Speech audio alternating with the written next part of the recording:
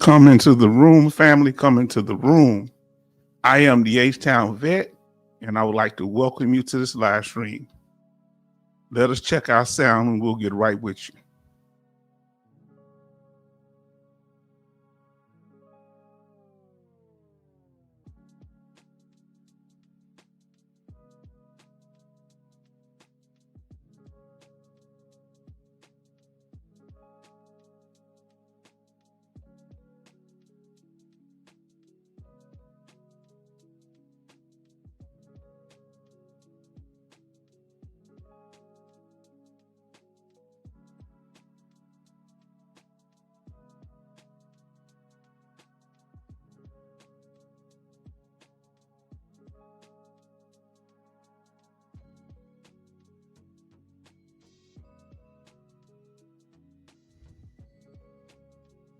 As I just stated, family, welcome. I am the H-Town Vet, and I'd like to welcome you to our channel, a place where we will discuss a variety of benefits available to veterans, active duty members, and their dependents. Non-military are also welcome. Come into the room, family. Betty Box was the first in. She says, H-Town, good evening. Hope you had an amazing day. I did. And we have MG Smith. They may have changed his name up some, but we call him MG Smith. Says H-Town, good evening, and veteran family. And he's speaking to Betty. Betty's speaking to him. Then we have Jay Oliver coming into the room saying, good evening, H-Town family, Betty and MG Smith. Family, let us get started. We thank you for joining us. We appreciate your presence. Our channel is an interactive channel when it comes to the chat, the only one like it on YouTube in particular. I don't know about other social media platforms, but when it comes to veteran channels, we make sure that we are veteran-centered. We're not here to talk at veterans, but to veterans. Because of that, we do have a 5-day you have to be subscribed for at least 5 days in order to interact in the chat to keep down trolling issues that we've had in the past and have addressed and dealt with and will continue to deal with.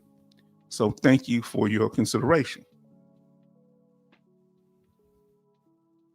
No, as we were just saying, no trolling is allowed here. You will be dealt with. Okay, we're not one that's just going to start jumping over people and stomping them out.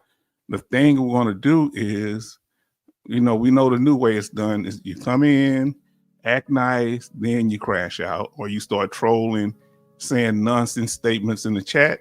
When you hear me say, what did you mean by that? Sometimes I'm just saying because I don't understand the question or the statement. But if you've done it several times, I say, you kept saying that statement. What do you mean? Now you need to be paying attention and trying to clarify. If I'm asking you something, you need to respond.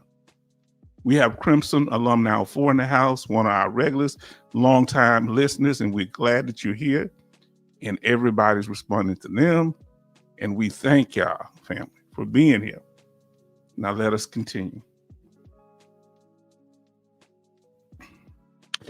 If this information is informative, please smash that like button. Smash that like button if you're really enjoying what we're covering here on the channel and in this live stream. We would appreciate if you were able to do so. Now we're going to get on topic. Everybody's speaking and we're glad this is interactive and we supporting each other. We're not just here to put out information, but also to be supportive of our fellow veterans, male, female, black, white, or whatever else.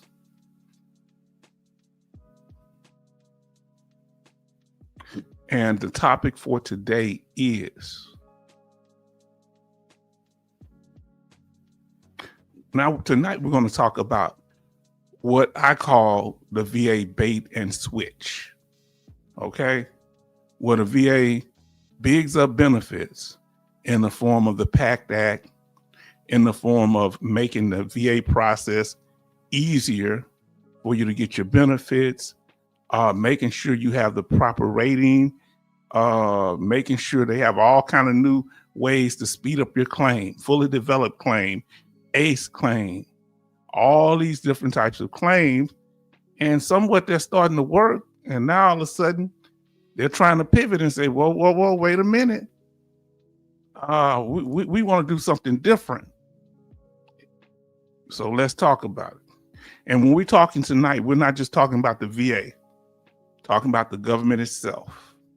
We're talking about other veteran organizations such as VSOs and whoever else have interest when it comes to veterans, even veterans themselves. Let's talk about it. So the question is, what is the VA disability bait and switch? And we're going to talk about that. They pull you in to get your benefits, and we want you to get properly rated. Once you get properly rated, now they tell you something different now. So we here at the H-Town Vet, we are very clear on what it means to be a disabled veteran. All right. In order to be a disabled veteran, if you have a direct claim, and even if you have a presumptive illness, you must have these three things. You must have a medically diagnosed illness. That illness must be connected to your military service, called a nexus, and there must be a measure of severity of that condition. So when it comes to presumptive, same thing with service connection. The service connection is just presumed.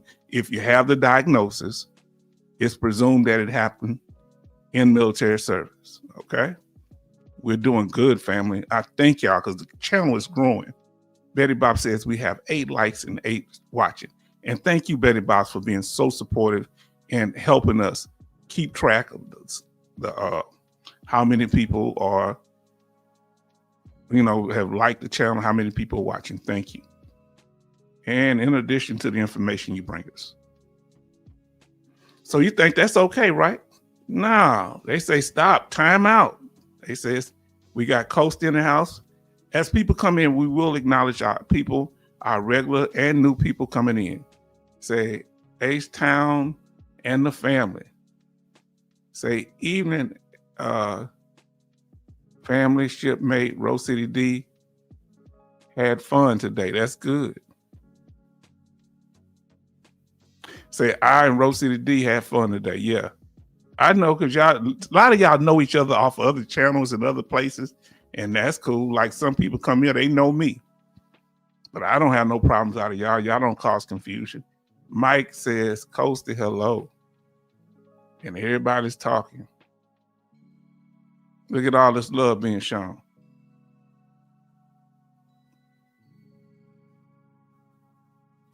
So what they're saying is, okay, what they're trying to push is that if you have, I don't think they're trying to get rid of service connection necessarily yet.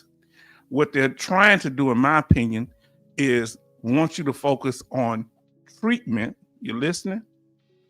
On things, incentive programs, treatment programs, things like that. They still, because they keep talking about getting treatment at the VA and things like that, that they feel veterans should get treatment. Okay, we're going to talk about it. The problem with just focusing on the treatment is that those of us that's been around for a while, I was going to the VA since the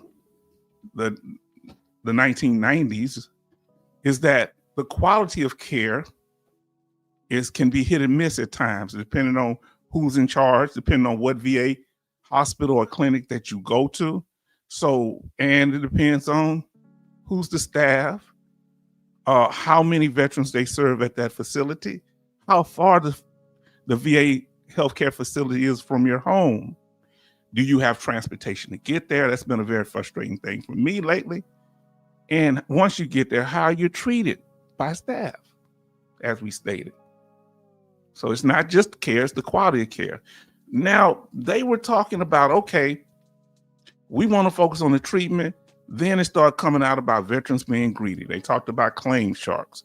They talked about veterans doing fraudulent things to get benefits, claiming disabilities that they don't have, having ratings when they committing fraud to get it, showing that they can do things that they said they couldn't, like walk, or some veterans that they say were blind were driving. But that depends. A veteran can be legally blind and still drive, from what I was told. Don't mean that they're totally blind. Now, yes, they want to give you the treatment, the benefits from healthcare, but no money. This is what I believe that they're going toward, not giving us any money. I'm not talking about just a certain percentages. I think eventually they're trying to get rid of all compensation for disability, VA disability. Now, we know that it was commented and when he was before the Senate, that Lieutenant Colonel Gage said that he want to get rid of VA ratings from 0 to 60%. He kind of tried to shove it off, saying, I'm not saying that I'm wanting to do this, but that would take away about 2,600. It'll exactly take around, this is the number of disabled veterans from 2024, 2,681,852 veterans that are disabled and have a rating between 0 and 60%. And that would leave ratings between 70 and 100%. But I think that's not the end goal, just to take away some of the ratings. I believe the end goal is to take away all VA disability ratings. And I'm going to explain to you my argument for that. So please be patient and stay tuned. Now, family, so as we've stated in the past, if they get rid of ratings from 0 to 60%, that would take away about 45% of all disabled veterans. I want y'all to follow me here. Well, veterans that have a rating from 0 to 90% usually work. We told you this already. So that's not an issue. What are you talking about them going back to work? They can work in most cases. So why are they bringing up getting rid of those ratings? All you would be doing is taking the extra income they get from their disability. They already, many of them work full time. They have ratings from 0 to 90%. All you be doing is taking away their VA disability income. You're not giving them a job. Many of them are already working, but they're ignoring that. They don't even bring that up. That's why I say there's something more sinister at play here, in my opinion. No, I think it's at play. Because in most cases, you can work without affecting your VA compensation if you have a 0, 10, 30, 40, 50, 60, 70, 80, 90% with no problems. These are considered lower ratings.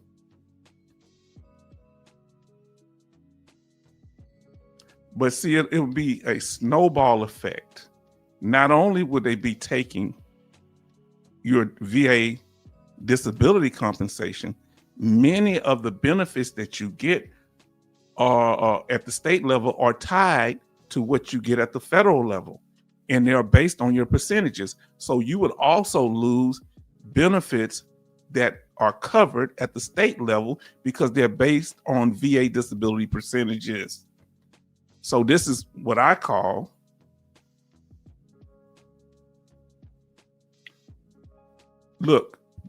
to provide, so let me explain this, to provide financial incentives to veterans and dependents in the form of state exemption and other programs. So I think they want to do at the federal level the same thing. They want to provide incentives for us to go back to work, incentives, money to us to go back to work where they only pay us for a certain amount of time and then cut our disability totally. And I think they're trying to mirror the state programs. The state don't have no problem giving us the benefits because we have federal benefits that we bring to the state. Not listening to me? And we spend money in those states. So they really enjoy that. But if we lose our federal benefits like VA compensation, special monthly compensation, then that would have an effect on how much we spend in the state, and it could have a negative backlash saying, well, hey, y'all not really bringing us nothing anymore. Now we have Farm Girl Rebel say, Evening Betty, MG Smith, Crimson, Jay, and Coasty, H-Town for doing this. Yes, we have to do it. And everybody's saying hi to Farm Girl, and they're speaking back and forth. So family, I think they want to, instead of giving us VA disability compensation in the form of money, they want to give us incentive programs like they do at the state level. What the state level incentives work because we're getting money from the VA, and which helps us leverage our position in that state. That's why most of the states that have veteran friendly benefits, that's what veterans move to. That incentivizes us to move there. Now listen to what our brother says. Charleston says, correct, H-Town, WAPO, start this insulating veterans are lazy on welfare. Yes, they're trying to make it a program like welfare what they can get rid of, like we're living off of the government. And so if they can frame us like that, like we're just like leftovers, we're living in the past on what happened, they're saying you need to pull yourself up by your bootstraps, even though you may not have a leg or foot to put in the boot. They want you to do things. They want you to see the vision. You might be blind. They want you to work at a full-time job, and you may have conditions that limit you even getting around the house. They don't address any of these issues. Now listen, I miss Charleston. How on earth did I do that? He must be in camouflage. Evening, Charleston. Oh boy, family, y'all doing it tonight. Now listen, I'm gonna tell y'all some things tonight that you're gonna really get.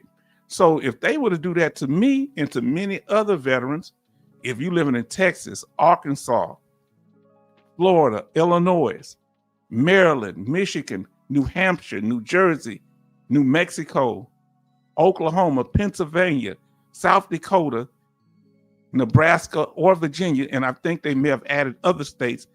And at the state level, they base you having a total tax exemption based on your percentage. So if you're in 100% in many states, they give you total tax exemption. Well, if you lose that 100%, you lose that 70%, they want you to go back to work, you lose the tax exemption. That means I may not be able to afford my home. You understand? Because that might be another $1,000 a month in taxes I pay on the house. Because the value of my home has went up over the last 20 years. And in Illinois, all you need is a 70% rating to get the total tax exemption on your house. This is state benefits. So this was an example here in Texas. If you have a $400,000 house, monthly on taxes, you could save $743.34. I'm sure it's higher now, but that'll be like almost $9,000 in taxes every year. So what they're doing at the federal level will also have a snowball effect on our benefits at the state level, whatever state you're a resident in. Now, Farm Girl Rebel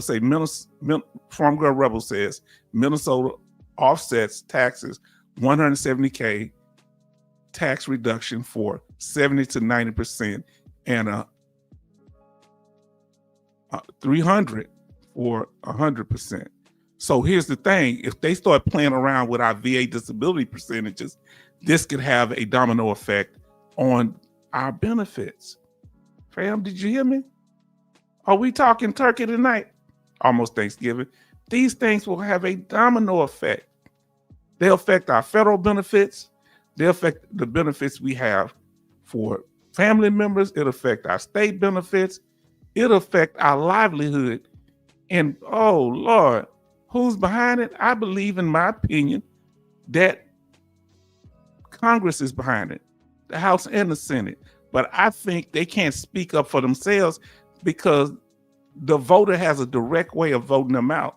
So they want to act like they're a sincere advisor, like they just want knowledge to help improve the system, and calling up people who are anti VA disability, even some of them that receive it.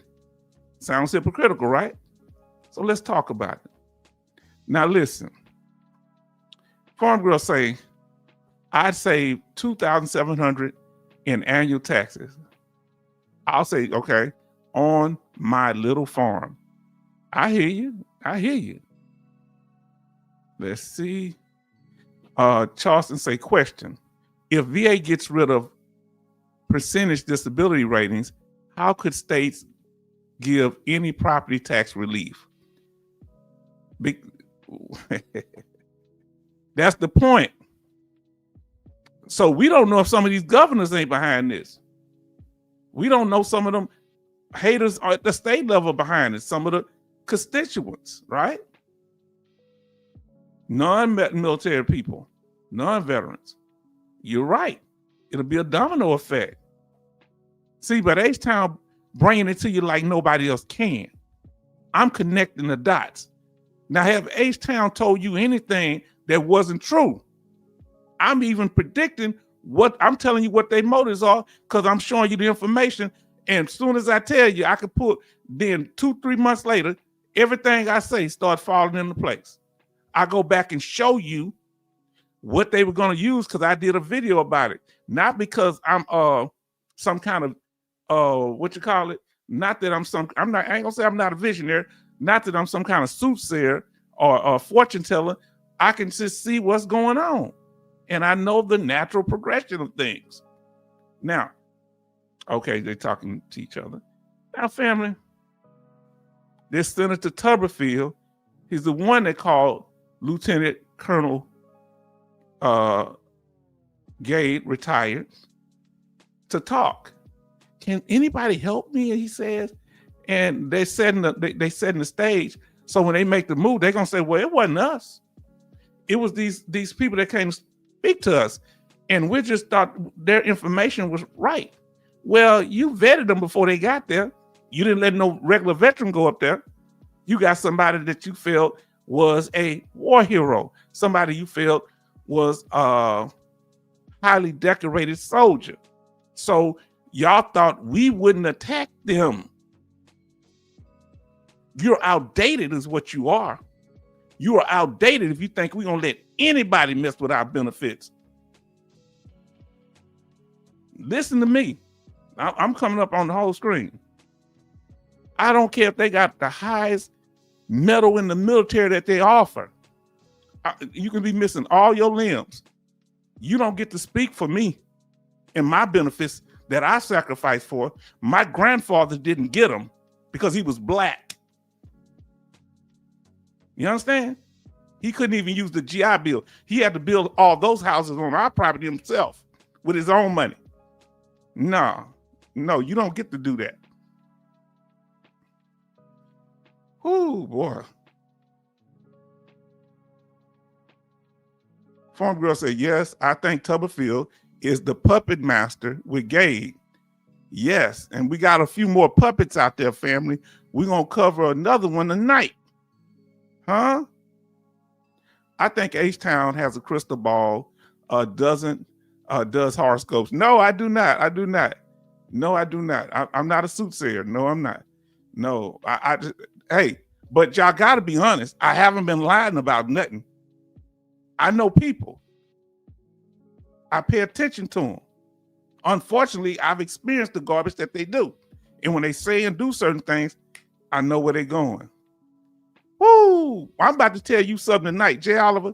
Hold that thought. I'm about to tell you. I don't want to tell you now, Jay Oliver. Jay Oliver, you just stepped on my toe. You just touched the button that I'm ready to. You about to almost make me spill the beans. Now, listen. You see how our sister Betty Bob, I ain't gonna pull that up, but when y'all talking just to each other, put the @ symbol in front of it, and y'all can chat back and forth. That way that I won't pull it up. I'll start not pulling it up. That way, we can go on with the other information. I want y'all to be able to communicate with each other. Before, I really want y'all to stay on topic somewhat other than that, because we had all these trolls in here. But thank y'all for being so respectful. Yeah, check up on each other. Now, MG Smith say, H-Town, it's institution and life experience. Yes, indeed. Think you can pick up on that stuff. I agree with you. Oh boy. They out of touch. They think people stupid because they don't say nothing. Just because I don't say anything, they think I don't know what's going on. They think you don't know what's going on. Oh, Jay Oliver here. Family, I'm about to tell you something tonight. I'm about to show you some news tonight that's going to blow your mind. Because nobody else said nothing about that Veteran of Foreign Wars, VSO, using the word perverse incentives, but me. Huh? Now listen, VSO said it was perverse benefits. I like that one better, perverse benefits. He didn't want to say incentives, he meant benefits. That's what he meant. He wanted to attack the benefits. Oh, sorry about that. Now, Betty Bob says H-Town has lived life long enough so he knows people, motion, and their next step. Yes, indeed. Let me tell you something. Betty Bops is blessed to have lived in New York, but have Southern roots, have family in the South too. So she understands. We'll sit back and listen. Let me tell you what we'll do in the South. We speak to people. Some people drive by. Listen to me. I've seen this happen. And we speak, they won't speak. We wave off the porch, right? Then they be the same person walking back after their car break down the street. Hey, can you help us? Say, hold on, wasn't you the one that, I remember you the one that didn't wave. That's what my grandmother would say. Was that you? She'd make them tell on themselves. Yes, ma'am. And they say, y'all boys go down and help them with the car. She makes sure it's straight, huh? Don't take our kindness for weakness.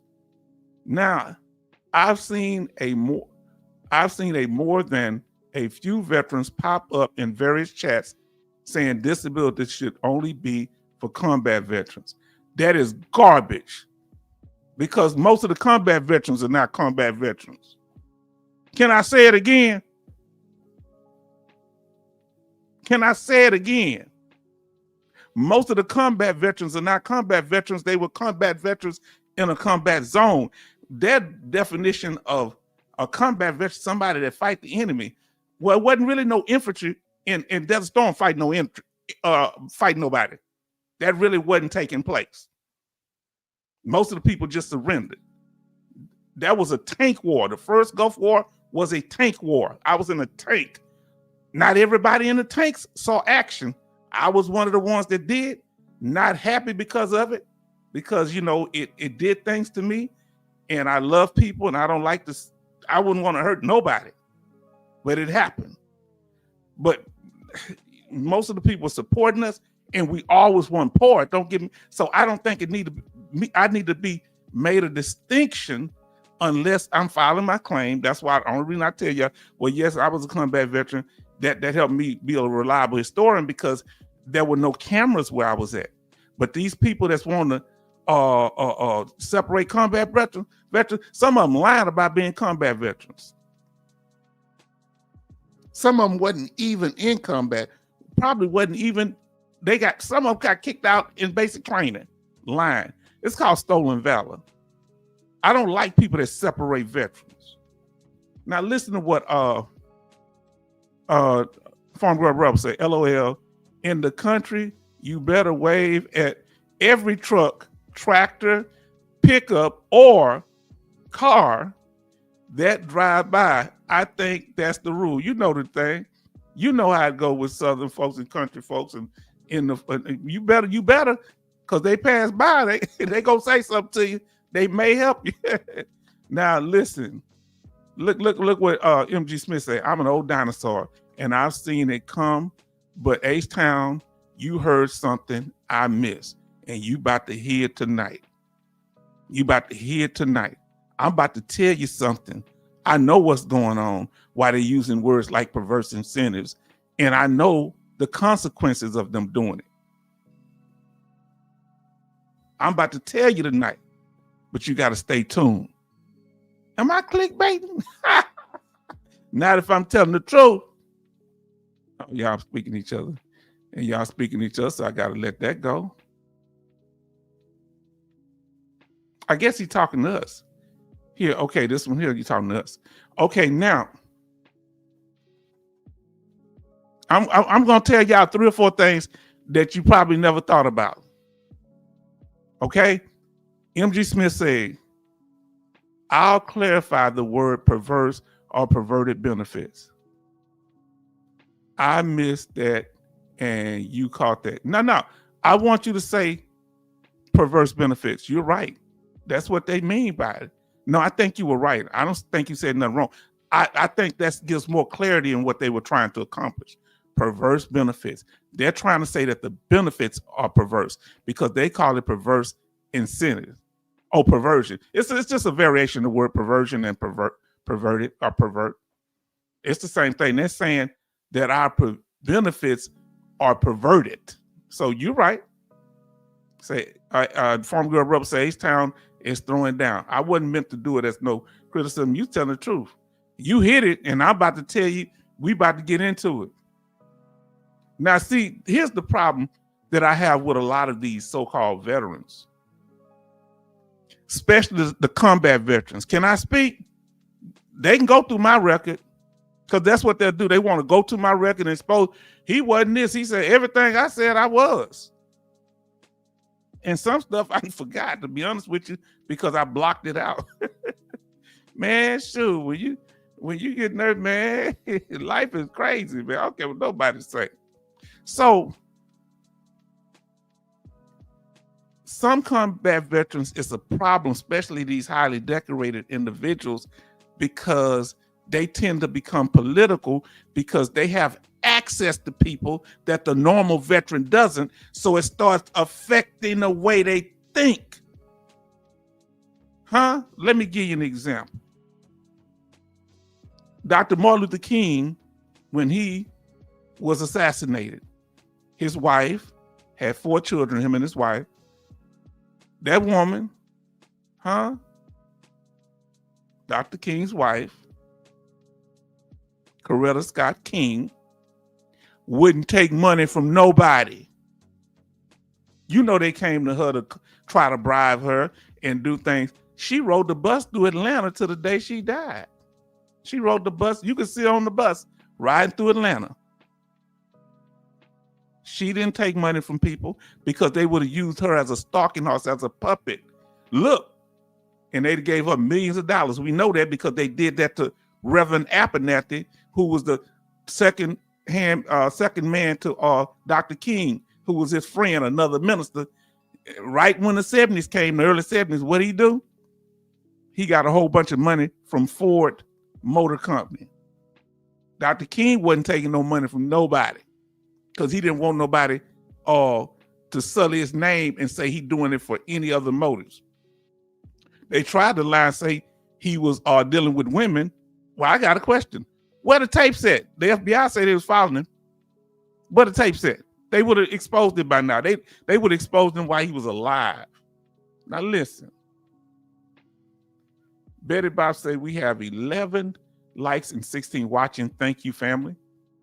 Now listen, I met a Medal of Honor recipient during Desert Storm. Honestly, he wasn't a very nice guy, just full of himself, shaking hands with generals and politicians, not even acknowledging us grunts. Talk about it. Come on now. We had one down here. See, family, see what I'm starting up in here? We had one down here. Working at the VA in Houston, talking about what veterans shouldn't get. See, once you start rubbing elbows with them powerful people, you start believing yourself to be different. Because when you got all these high dignitaries praising you, setting you apart from other veterans. Don't separate me from the other veterans.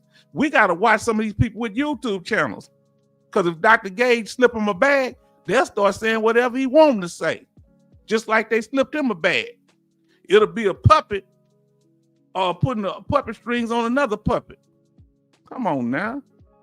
Now listen to what our brothers say. H-Town, it is a sad story. Not all veterans are good veterans, and they make all of us look bad. Remember, some of the greatest sellouts in American history were combat veterans. Oh, Lord, did I say it? Or I ain't gonna say just sellouts, some of them traitors. Benedict Arnold, one of the greatest war heroes in this country, highly decorated. The reason that the American Revolution was won because of a pivotal battle at Saratoga. Oh, guess who was at Saratoga? Benedict Arnold. Guess who made his troops turn around when they saw him going toward the enemy by himself? They were running away. He got the flag and started stabbing them with it, stabbing the British with it. And his men got confidence and came with him. Now, at that marker where he went down, when he got shot in the leg, you know what they got there? They don't even have his name. This is a highly decorated soldier from the American Revolution. They just say a soldier that went down and fought gallantly here at Saratoga.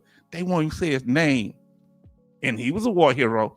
They've always, and the British used him to try to kidnap George Washington. Did you hear me? This war hero. Because he didn't get what he wanted from the president. He told the president, I want to go back and fight, lead troops. He said, you can't because you injured. But what I'm going to do, I'm going to make you head of West Point. Oh, isn't that the same West Point that Dr. Gage went to? Made him head of West Point. And he told George Washington, come up there and have dinner with me. So he was going up there to have dinner with him. The British told him to get him over there, and they're going to kidnap George Washington and take him back to England. Did you hear what I said? That's why Benedict Arnold's name is mud in our country. And we got some more traitors to add to the list. I don't care if they highly decorated. I don't care what it is. Several Purple Hearts. You don't get to betray fellow veterans. You don't hear none of them talk like this, do you? Yeah. Now, J. Oliver says Medal of Honor winners get saluted by generals and often have PTSD. Yes, indeed. Now, Former Rubber say, yes, MG Smith, some are all involved with the DC elites and others aren't, but are stabbing veterans in the back, and still others are indeed grifters and fraudsters. We are people like any other people. And remember, they're trying to make a social status. They're trying to make some veterans elite. So if you combat veteran, you elite. Not me. I'm a black combat veteran, so I ain't got nothing for me. And I'm a black combat veteran that ain't sitting and selling out my people. You can't give me nothing to sell out my fellow veteran, regardless of who they are. Male, female, black, white, Hispanic, it don't matter. That's just, God didn't make me like that. He just didn't give me that type of heart. Oh, they talk religion, right? They sound like pulpit pimps. I'm sorry, I didn't mean to put that on there. Come on now. I got respect for people that have served, but don't use your service, whether you're in Congress or in the military, to exploit veterans. No. So they have objectives. So they use certain strategies. One strategy is they get these other highly decorated veterans that they feel that we can't attack, that we wouldn't say nothing, because so they'll get them to be their whooping posts for us. They whoop us with them veterans, say, hey, it ain't me, it's him over there. You notice since we've been dragging Gade, you notice that No congressman's coming to his defense. He has to go on social media himself. They left him out there to be the, I ain't gonna say what it is. I got the slide, I'm gonna show you. So that's one strategy. Another strategy is them using newspapers to attack us. I want you to watch another strategy. Them using newspapers to big us up, because that same newspaper that bigs us up flip around and say, well, we did say something good, but here's the problem with them over here. So watch people that speak nice of you too. Did you hear what I said? In the end, they're ravenous wolves. Huh? Isn't that what the Bible say? Boy, y'all don't play with me. Now, Charleston say, oh, be careful, H-Town. Stuff is happening in Washington, D.C. Sedition talk from higher ups. Yeah. It's no more dangerous than it is for me. My daughter be saying that too. But I'm a black man in America. Ain't no more dangerous for any other black man or woman there. Come on, it ain't nothing new for me. They gonna take me out, they gonna do it. I'm gonna tell the truth, and y'all ain't gonna forget it. Now, what does success look like for them? I'm about to tell you what success look like. See, I already. Let me tell you about action. The action they want to do once they strategize is to soften up the image of the veterans, sully our name, soften up the people so that they can make changes. That's why they're doing these committees. So they want to do the committees. So they first want to get people to say, oh, there's a need because all these military veterans are telling us to do this. All of them are high rank or they have some contact with the federal government in some way. Huh? Come on now, let's talk about it. We're going to tell you what success means in a minute. So what's the target? What is success? Thank you, H-Town. The veteran community got to police itself. Yes, indeed. They not separate from us. You getting a Medal of Honor, a Bronze Star, Silver Star, Purple Heart, that don't make you not where you can't be held accountable by us. Huh? We the family here. We validate your veteranhood. Yeah, you got status because they say you're a veteran, but you don't get to walk over us. We'll discredit you. We'll discredit you with your own words. You saw what H-Town has done. Don't play with us. Farm Girl say, agree, Crimson. Like gay don't get a free pass. He get a free pass because he got free benefits. Now, let us continue. What's the target? What is success?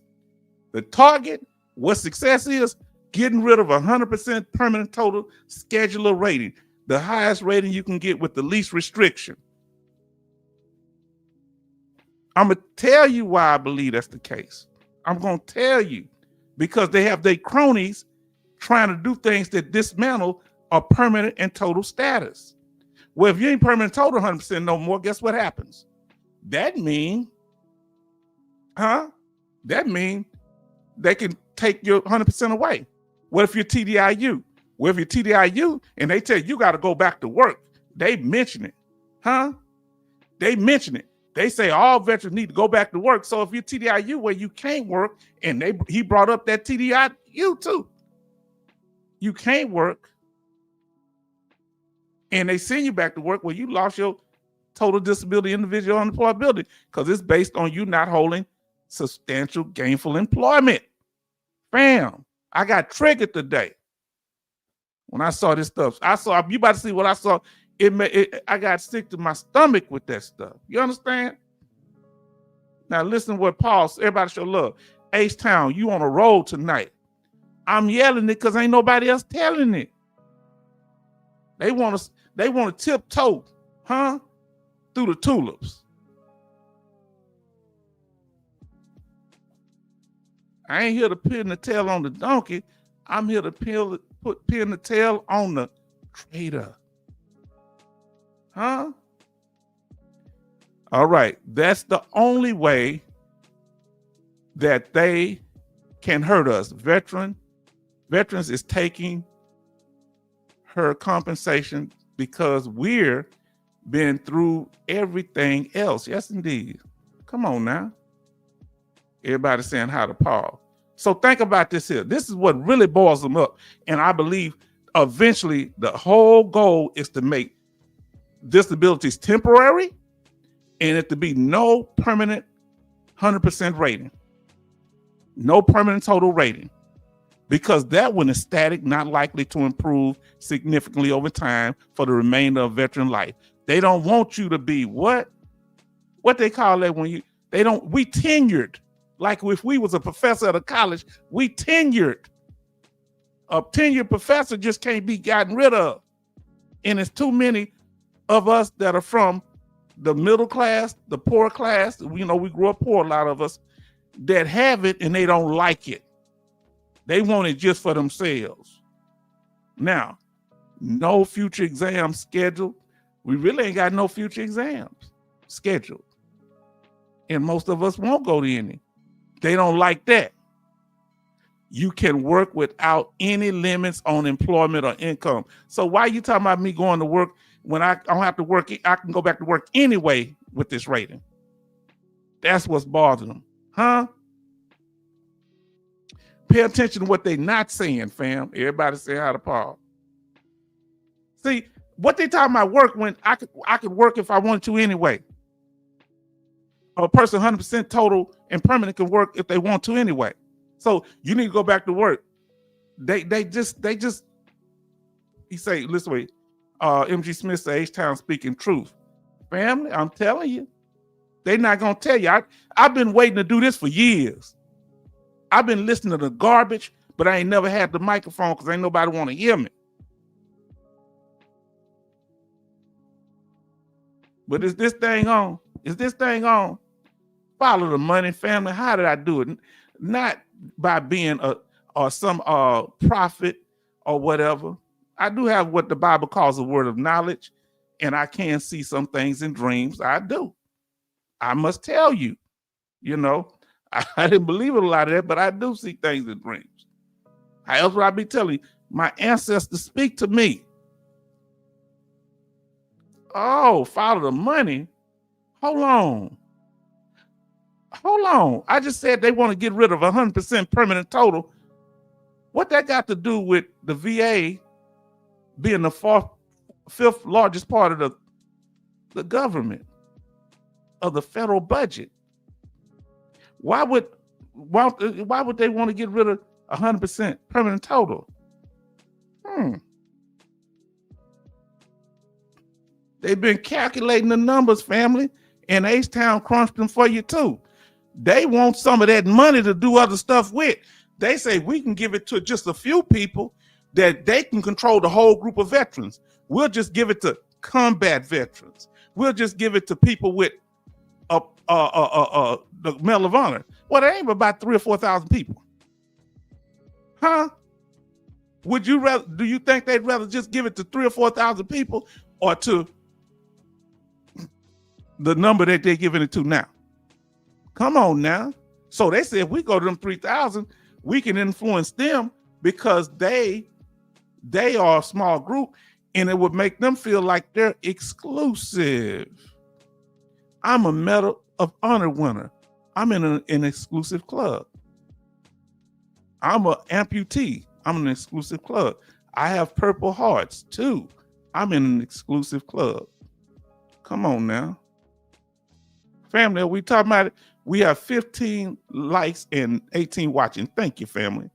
Family, we're going to tell some truth tonight.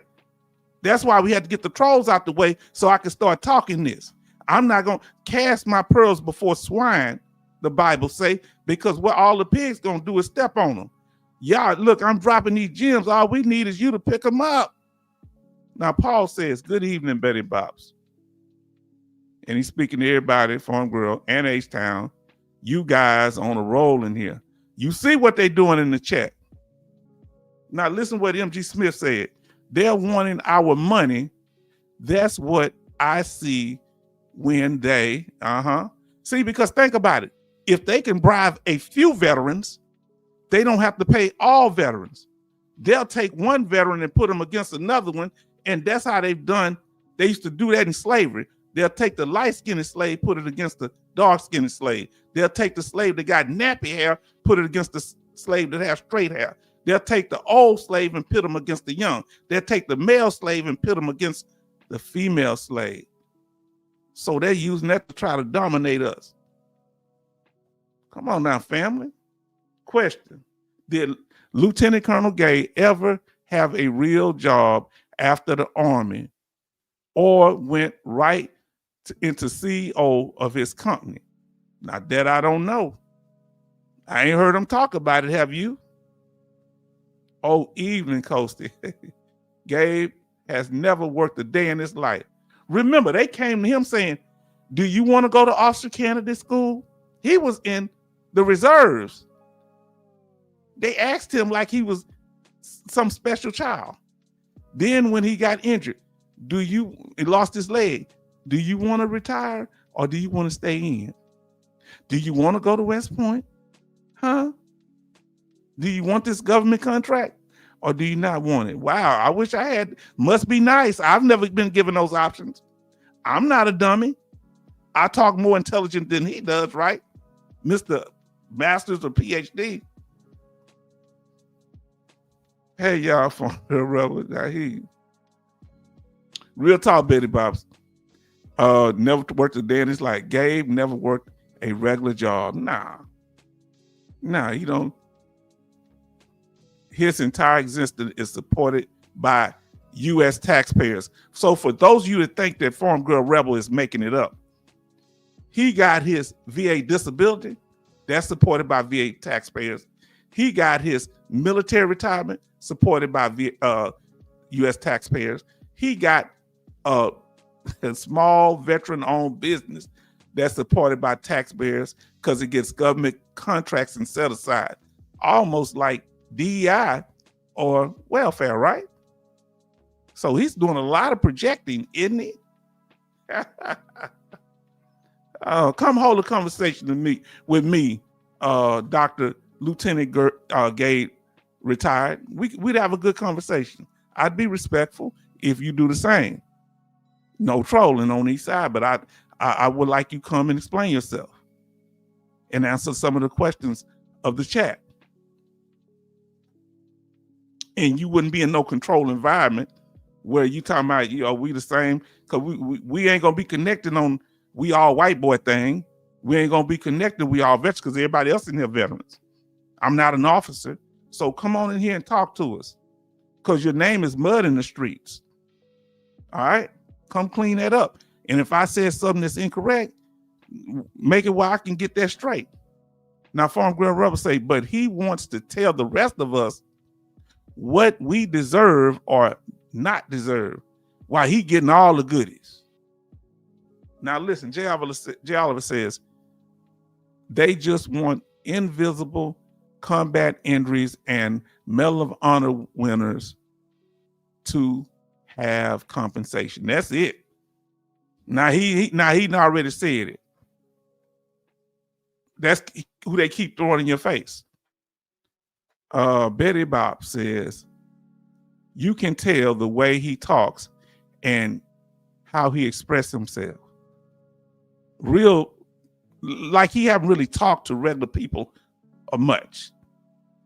He seems very delusional to me. How can he run a business and if he talked to a person for more than 5 minutes, you'll know what you're dealing with. He haven't thought through a lot of the stuff he says. How can he be a CEO? He walk around talking like that, he wouldn't have no credibility. But they don't respect him. They respect the money and them government grants he get. And the fact he made the company a what? A disabled veteran-owned business. I got to watch what I say because important people run things. Yes, indeed. You important too. Now, family, let us continue. See, family, the problem is there's almost 6 million, pretty much 6 million disabled veterans. This is from the statistics, a report done in 2024 last year. This year is not complete, so they haven't done one for this year. 6 million, family. I think it has started increasing. So they want to cut that number, fam, so they can do something with that money. Now, how many of them getting 100%? Almost 6 million of them. Well, pretty much 6 million are getting 100%. And the most frequent disability, 10%, 158,000. Hold on, let me correct that. I do apologize. Let me correct that. So they're about 1.6 million veterans that are. I may have got that wrong. So let me see here. Did I put the numbers on there? So every month. Oh, so let me correct that. I'm sorry. So when it comes to 100%, every month the VA issues out almost $6 billion. That's what I meant to say. I apologize.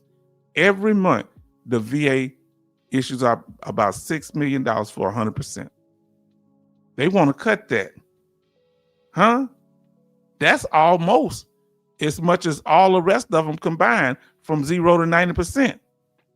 And with 100%, you ain't got to necessarily work, or you got the freedom to work. Come on now. This is about 26% of all disabled veterans getting that 100% rate. You understand? So that they will be targeting that.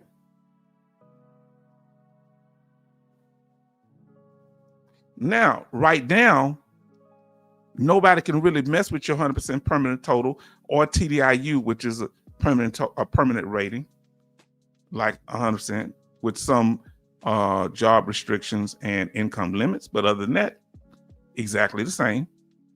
How can you open the door on that permanent rating, that permanent total rating? Well, remember, if you miss a CNP exam they scheduled you for, if the VA accidentally reduced you when they wasn't supposed to, a VA error, you get incarcerated, you go down to 10% while you're incarcerated, and basically you have to start the whole process over again, get it reinstated. Really, you have to do another CNP exam. False evidence to get your 100% permanent total, you can lose it.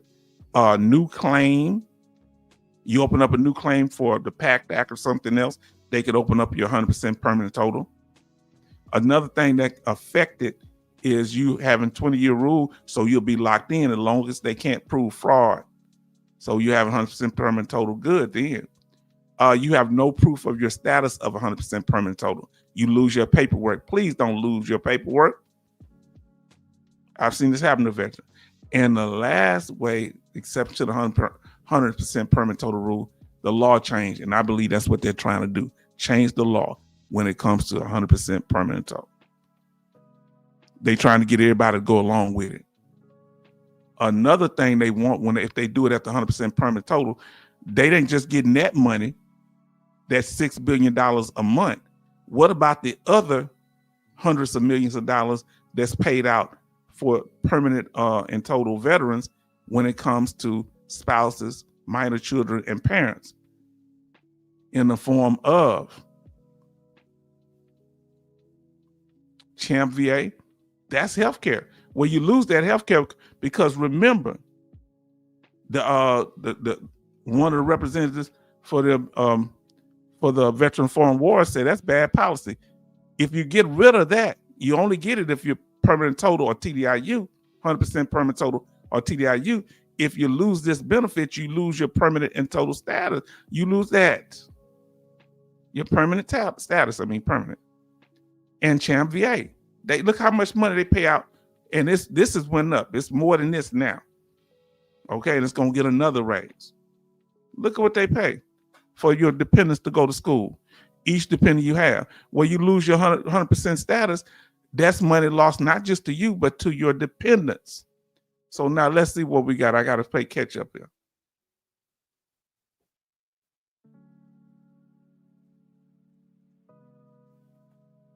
Let me come right here. Now, MG Smith says they may not be running things much longer. I heard today Tennessee's turning blue this year, special election in December. We'll see. That's crazy. Everything flipping. Now listen, Charleston say question, H-Town. How many civilians on SSDI disability? I don't know, but we're going to definitely have to look into that. That would be a good thing to know. How would that relate to what we're doing? Let me know. Could we use that as leverage? How would that be something very good? Knowing that, how would that help us? Let us know. That's an interesting statement. I want to know that now. MG Smith said because of the farmers there in Tennessee are fed up with it. Well, they the one voted for Trump. He said he was going to run the people out of here. I mean, the man didn't lie and say we weren't going to get rid of immigrants. What did they expect? And they need to get out there and do some work themselves too. You running the farm that many of them farms were given to them. I said it during the Homestead Act. So you need to get some work done. Pay people to work. Don't whine. You voted for him. He said he was going to get rid of the illegals. You thought you were special? I ain't got no sympathy for him. I see him in California crying. Now listen, Farm Girl say, so our government spends approximately $150 billion in VA benefits. This also includes the health care aspect and salaries. They throw out almost $100 billion annually in foreign aid.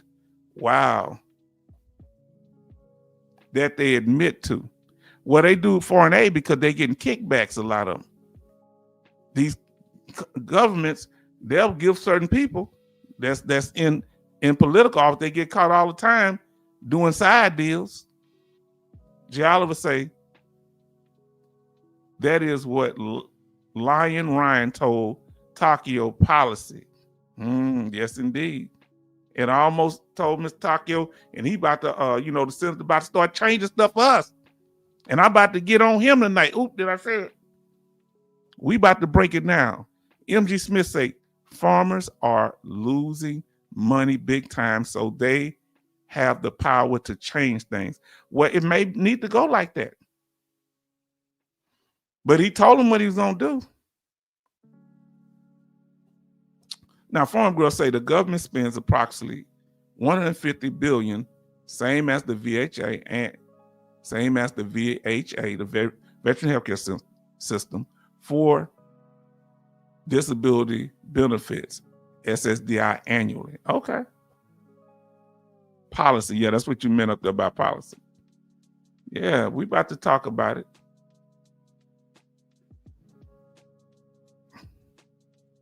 Uh-oh, family. I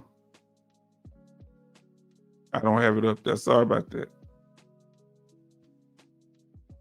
Yeah, they want to mess up stuff for the dependents, take their money away. Remember we saying this? Now we about to get into it. Let me read this last one here. MG Smith say, I don't care how it happens, just though it happens, I've always voted blue. Okay. Respect whichever way y'all vote. Now Charleston say, okay, I back. Thanks, Farm Girl, for all your knowledge. Boy, y'all all dropping knowledge tonight. And thanks, Farm Girls particularly. Yes, indeed. All right, family. We setting the stage here. Remember, he called them perverse incentives. I like what our brothers say, perverse benefits. Incentives mean benefits. All right, that he's saying we lusting after the benefits, we greedy. They pervert, they corrupt us, almost like corrupt incentives. But is it proper compensation? Because it's based on our severity level. And somebody that works for the Veteran of Foreign Wars who help people with their VA claim should know that. Should not be saying things like this before Congress. Now listen, I'd like to take credit, Charleston, but AI is a sadly useful tool. Yes, but you find the information, you know what to look for. Now,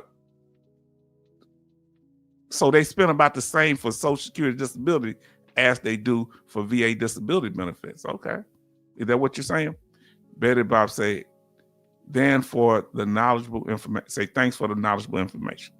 Yes, thank you, sister. And y'all. Now, family, let's talk about it. Oh, we about to get into oh, there you go. It's bad policy. Mr. Ryan Galusi. Yes, indeed, Mr. Ryan. You've been putting your foot in your mouth day after day. Yes, indeed. Oh boy, but I'm telling you, I'm gonna tell you why they doing it. I'm about to break it down. I'm about to show you a clip, a video on what's going on with these VSO organizations, the American Legion, DAV. A lot of them are older organizations with older people, and they can't get new members, especially if you're talking about perverse incentives and bad policies. Do you think young people don't want to sign up for these organizations? These are a lot of older people. H-Town, you triggered me about him.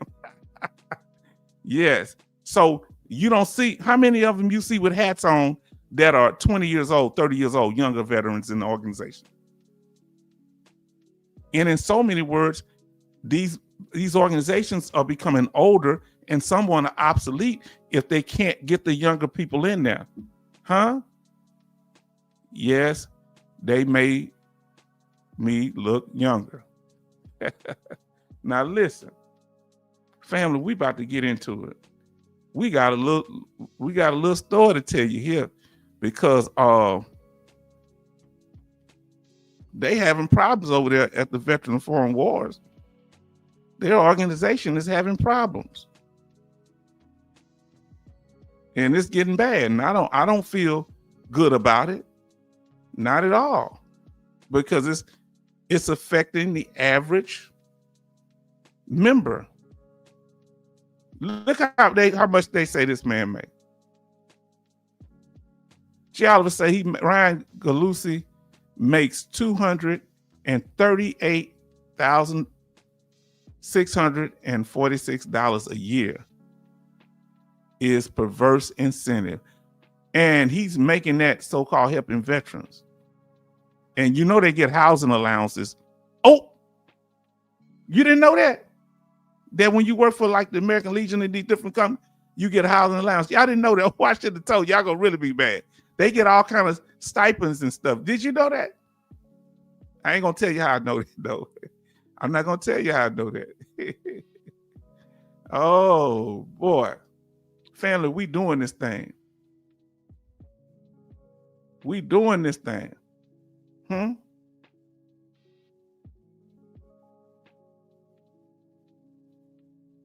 So here we go. Family, what's going on over there at the Veteran of Foreign Wars? Let me see, can I get this thing right? Let me see. Let me let this commercial pass.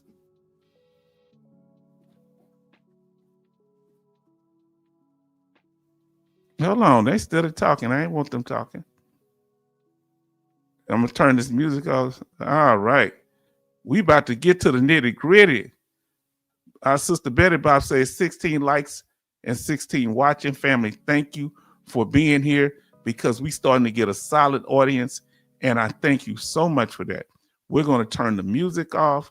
We're going to get in here and we're going to say, look, one, he's contradicting himself. One, he talks when he's before Congress, he talks about making sure the veteran get the benefits that they have earned. Then he say perverse incentives. Which is it? We shouldn't, veterans that are retired should not get offset. They shouldn't get both their full VA disability and their full retirement. Huh? Hold on, you just say we should get our benefits. He's sending mixed signals, fam. He's telling us go, but do not enter. Go for your benefits, but don't get these benefits. Well, this man all over the place. Now let's see what we got here. Now listen what Betty Bob say. The VFW I saw is collecting money for Veterans Day. They had told 75 and older. Okay. Now listen, I don't know what that was from Betty Bob, but from Farm Girl, she said, I don't know what the answer is, but yes, the VFW is bleeding membership. I was never inclined to join, and no one ever promoted it. 16 watching and 16 likes. Betty Boss, they showing love, showing to Betty Boss, and they saying something to each other. Charleston say VFW has more associate members than actual members. Tell me what an associate member is. It's turned into a social club. Oh, okay. Oh, you talking about like sometimes the children of veterans can be a part of it. They be doing a lot of drinking and stuff up in there too. Remember, that's where that veteran got attacked at. Now, family, we're going to go into this thing. We're going to fair use. Fair use. This is for education and informative purposes. So let's do this, family. This is a local VFW. I don't know exactly where it's at, but family, let's see what's going on. Melissa Trevino, your neighborhood news reporter in... I'm Melissa Trevino, your neighborhood news reporter in Falfurrias, standing in front of the Lopez Williams VFW Post 7634. For decades, this has been a gathering place for local veterans, but now they say what they need most is new members. They need new members. Tell me if you can hear that. Family, if you can hear that, put speakers in the chat or put sounds good in the chat. Put the speaker emoji in the chat if you can hear it.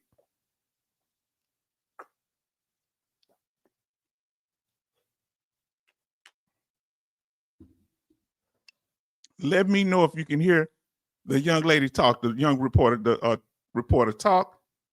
Sounds okay. Okay, good. Sounds good. Okay. Betty Bob put the speaker emoji. Sound good. See what you got here. Listen what Farm Girl Rubber say. That is the only thing I've ever known about the VFW was bars. Well, if they have a lot of combat veterans there, you think they should be serving so much alcohol? Sounds good. You people, any veteran, veterans, all of us are trained to kill. Okay, here we go. Let's see what's going on at this local VFW. And I don't like to see anybody suffer, but they're losing members. Let's see what's happening. And without them, the future of this post could be at risk. We need you. We need your expertise. We need your service. A plea from a local veteran trying to keep his post alive. Commander Ricardo Rubio has led the VFW Post 7634 for the last 2 years. Now he needs neighboring veterans' help. We do not have enough members to operate the post. I do most of the work here. Rubio tells me on paper, the post has 41 members, but because of age and medical issues, only about 9 regularly show up. Now, what did he say? Age and medical issues. So most of the members are older.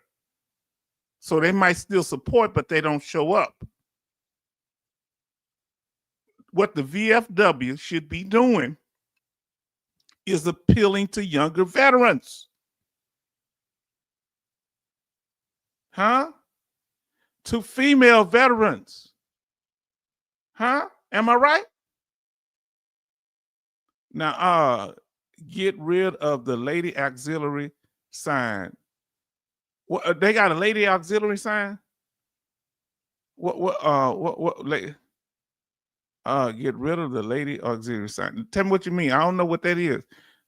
They have a sign. I'm not real familiar with them. Now listen to what Charleston say. I've repaired electric at VFW bar. It is always open. Wow. But they do have food served at the bar. So I'll be, if you see me at the VFW family, at the bar, I'm there for the food, not the drink. So don't sling no mud on me, okay? If I'm there, I'm not being a hypocrite. I'm there only for the food.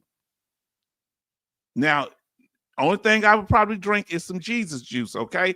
That's it. He turned water into wine. Now I don't drink, but I'm just messing with y'all. Okay, it was the background behind the reporter. That's what I thought it was. Okay, now I got you. VFW doesn't seem to acknowledge women veterans very well. No. Women have fought in this country since the beginning. And they had quite a few of them who was pretended to be men in Civil War and got injured. And Doc said, hey, we got issues over here. They shake their head out. And then remember, Harriet Tubman was the first woman to lead troops into battle. She did. They wouldn't give her a pension. She had to wait till her husband passed to get his pension. And she served in the military. Now, she was a spy and a scout. Charleston say, yes, H-Town, that's what I mean. Okay. Wow. I agree. Now, family, let's see what they're talking about here. Time is running out for this organization. Rubio has until mid-December to recruit the help he needs. I've been visited by the district commanders, and they told me that if I don't get enough people to come in and help share this load of responsibility, that they're going to suspend the post. Suspension would mean 6 months to fix the problem, or the 70-year-old post could close for good. That's something that I don't want to see. Rubio served in the U.S. Air Force for 21 years and found community through veterans groups. After serving with the Fremont Veterans Association, he was invited to the Lopez Williams VFW Post 7634. So, family, you got to understand something. I like they got it, and it's run by some Hispanic group, and I don't like saying the word minority, but you got people in there doing it. And I know, oh, he about to say something. I didn't want to bring it up. Paul, you going into it. Hold on. You going into it. I didn't want to say nothing about that. Listen to what Jay Oliver say. Serving food and maybe Bible study or groups, meetings, and bag nasty MREs, they as jokes and stuff like that. Okay. They need to open it up for other things to be done there. Now listen. He say H-Town can hook up. Oh, that's in Texas. Okay, yes. I've heard of that place in Texas before. 200,000 plus for helping veterans. Man, I can tell you these nonprofit help themselves. This is nuts. Look, because they ain't bringing enough money in, they don't have enough members. They want to shut it down because they saying if you can't get money, you'll pay your dues, so we can pay the head of our people up here. We can pay him this $200,000 salary to Ryan Galusi and the other ones. We're gonna shut you down. Now listen, family. Farm Grill Rubber says, Jay, a kind of like MREs, I'm weird, but I kind of like MREs. I'm weird, but that's little bottle of tobacco rock for the ones I didn't care for. Okay. Tabasco. Okay. That little bottle of Tabasco. I'm sorry, I got it so small, family. I can't see it. Let's continue. Before long, elected as the commander. At first, it was exciting. It was a challenge to me. I took that challenge and I ran with it. I was able to make things work for the post. Now he's doing what he can to help the place that helped him, a place for veterans to connect, so they never feel alone. Commander Ricardo Rubio tells me they need new veterans to join and work if they want to keep their doors open. To join, call 361-415-4252. In Falfurrias, I'm Melissa Trevino, your neighborhood news reporter, Chris 6 News. So what happens is, family, that young people migrate. So a lot of Texas going along, I don't know exactly what this is, but south of San Antonio, going toward the Mexico border to El Paso, is Hispanic. And a lot of young Hispanic people are moving to the bigger cities because they have more benefits, more opportunities. And younger people are doing that everywhere. People living in rural areas, moving to more, developed areas or suburbs, and they may not stay in these areas no more. Man, this is rough. Now, my thing is, they can't pull in young people. What you think? Why you think that is? That these organizations are becoming older. What do you think they're not doing right? And what solutions that you have for them? Because I'm not saying that they're just doing something bad. What you think should be done? Talk to us, family. Now, here's another thing we got to consider. We got to deal with it, family. They are using these highly decorated soldiers to come in and undermine us. You understand? And or these organizations, but they're not taking care of their own people. Why aren't they helping him advertise to get younger people there or more people in there? They saying the big people at VFW about to shut them down. Come on now. Let's talk about it. These highly decorated soldiers, they're using these highly decorated soldiers as crash dummies, like Lieutenant Colonel Gade, retired. Now listen to Jay Oliver. They may not qualify if they didn't go to Korea or the Middle East. Oh boy. Oh, okay. What, you got to be like a war veteran or something? Oh, you have to go to a foreign war to be part of that organization. Oh, so that's really exclusive, ain't it? They're not gonna get. They better open it up. Too much drink at the VFW. That's what I've heard. Now we got Mike Angelson. Can I get paid a drop?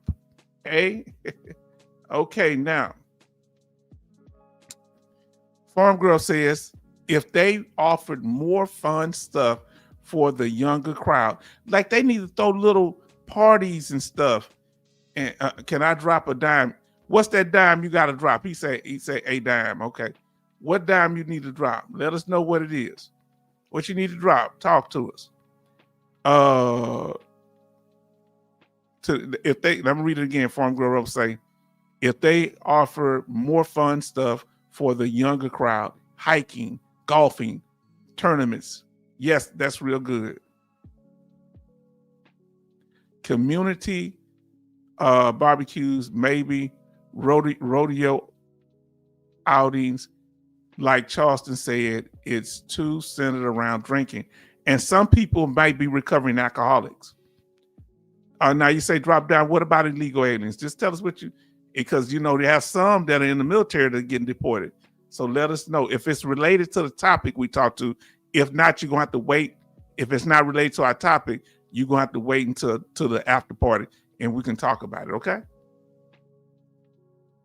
And now listen, other crash dummies, these newspapers, like Jeff Bezos, Washington Post said negative stuff about it.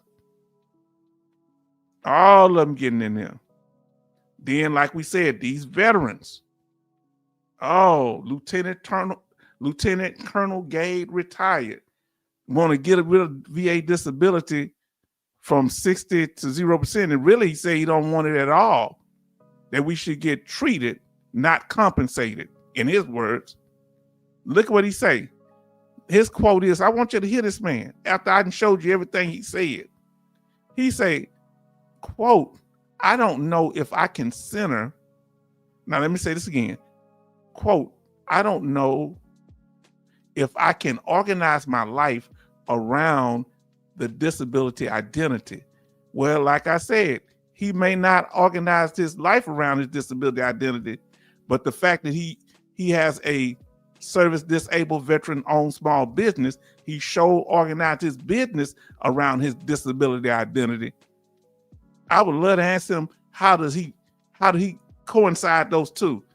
Why is that not hypocritical? Now listen, say Sir Gade is certified. All right, certified cuckoo, 17 watching and 17 likes. But yes, Mike Engelstrom, we'll get to it in the after part if it's not related to this. If it's related to this, and he talks about he has 2 Bronze Stars. Not Bronze Stars, 2 Purple Hearts. So he's showing his credentials and these war heroes. Remember, Benedict Arnold was a war hero. Remember that. One of the greatest war heroes this country ever had, but nobody remembers him for nothing good. All they remember him is as a traitor. So will his statements before Congress age well?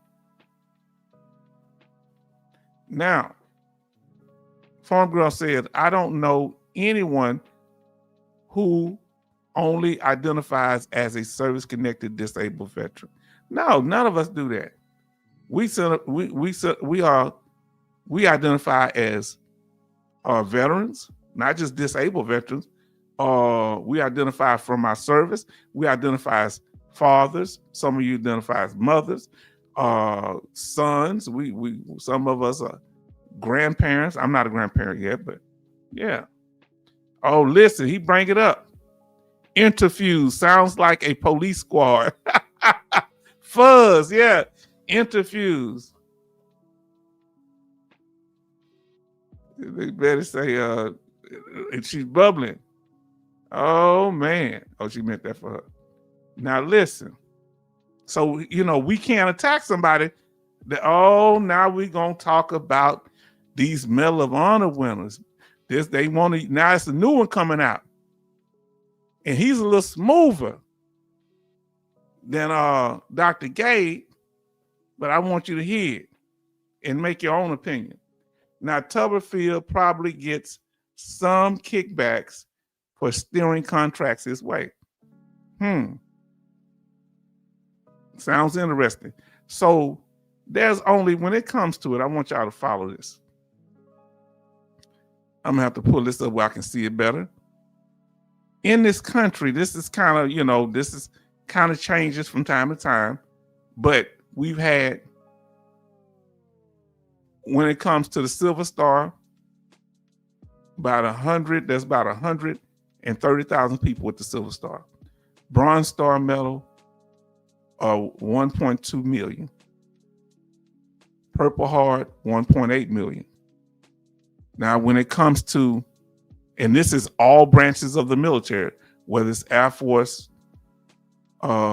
Navy, or the U.S. Army, because I believe that the Marines will get the Navy one. Let me know if I'm correct about that. There are only 3,528 Medal of Honor winners. Roughly, it's a rough estimate. And I don't know what year this was taken. Now, listen. If you can bribe some of them, you don't have to pay everybody else. They'll say, they be bribing people in our community, giving them little trinkets, say, we don't need no reparations because they getting their money. Huh? Had a local rapper come out talking about what we don't need. He's a millionaire. Of course, he gonna say that. And black people don't go to his concerts. Most of the people that buy rappers' albums now are young white men. And most people go to the concert, whites and Hispanics. So, they're going to cater to them and say, well, we don't need, because we're not going to their concert. So you don't speak for us. You have an ulterior motive. You have another audience. Huh? I'm saying probably not that he is for those lurking.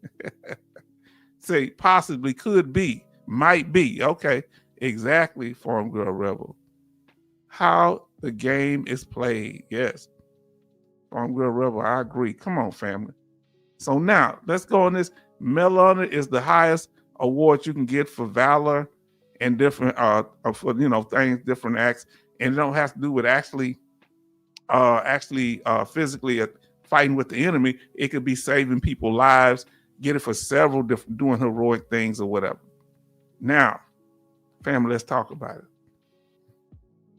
And it's the highest medal. You see these are different from different branches of the military, and they're showing the Medal of Honor is the highest. Okay.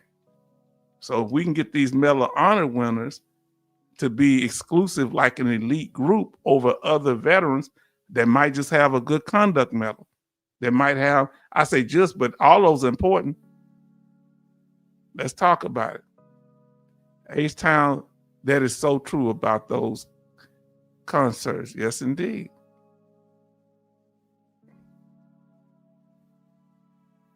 Now, this is a local Medal of Honor winner. I think he's passed away, and from the Houston area. He used to work at the VA. I kind of mentioned him earlier. This is him being honored by some school, military school or whatever. And just look, they take them and they make them royalty. Officers have to salute them, as someone said earlier, right? Because so they sucking up special air. Now, this man was courageous in Vietnam. He was. Now, he saved quite a few people's life. They got his story over at the VA, the Veteran Benefit Administration, over there, over here, because I think he's from the Houston area or lived here before he passed. But I ain't speaking ill of that. He seemed to be a real decent guy, but there were things that he felt about certain people shouldn't get disability and this and that. He used to work over there, from what I remember. He worked at the regional office. So, so this is him now. Clarence S.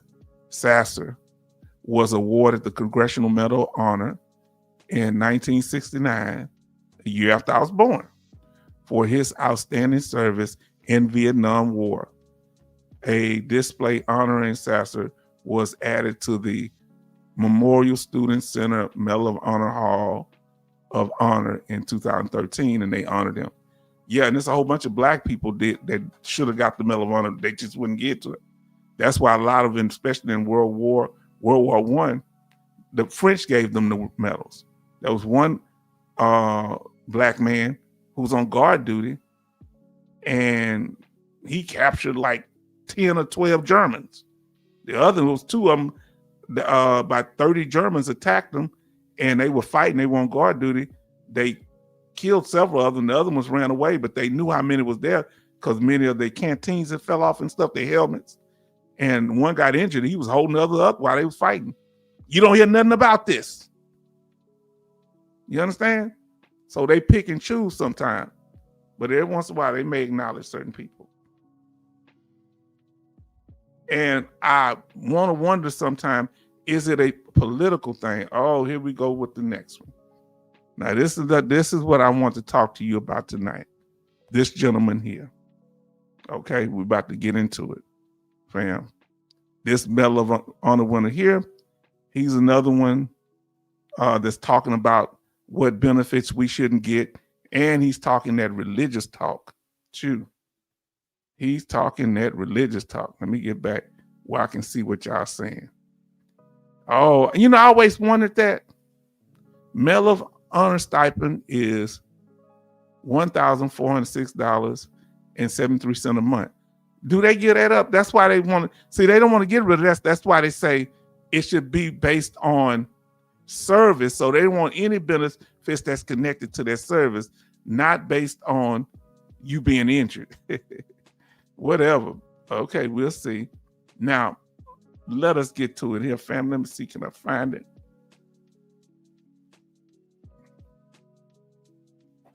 All right, I can't find it. And we're going to find this first. I wonder, should I show this? I need to show what he said first.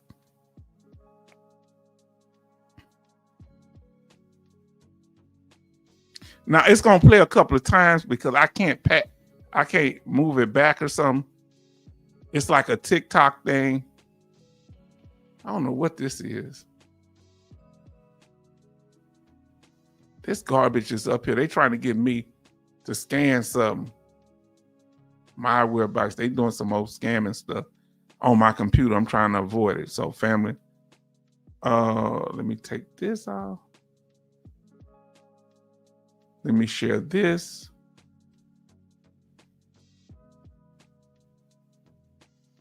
All right, now let's see what we got here. Now I want you to listen to this gentleman. This him, he must have lost some weight. He's a little chubbier in the face, but this him as a somewhat older.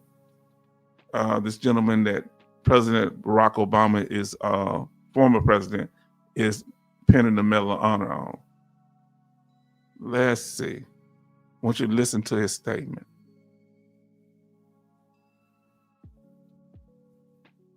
All right, there we go. So family, let me make sure I turn the music on. And I thank you for your patience with us because we want to make sure we do it right. Let's hear what he has to say when it comes to VA disability compensation and service. Let me see.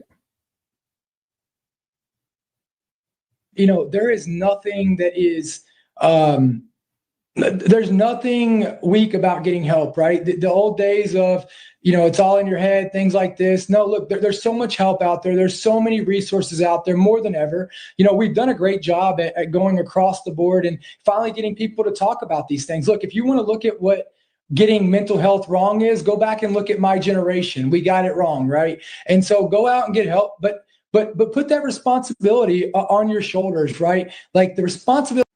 You heard him. He say, put the responsibility on your shoulder, not on the government that sent you, that you put a contract and made an agreement with you. He say, put the responsibility on your soldiers for the PTSD. Sometimes we don't even know we have PTSD. How can the broken fix themselves? How can the damaged person fix themselves? Continue to listen. In the bigger picture of PTSD or any of these aspects is that, you know, what's the bigger picture that he's about to talk about?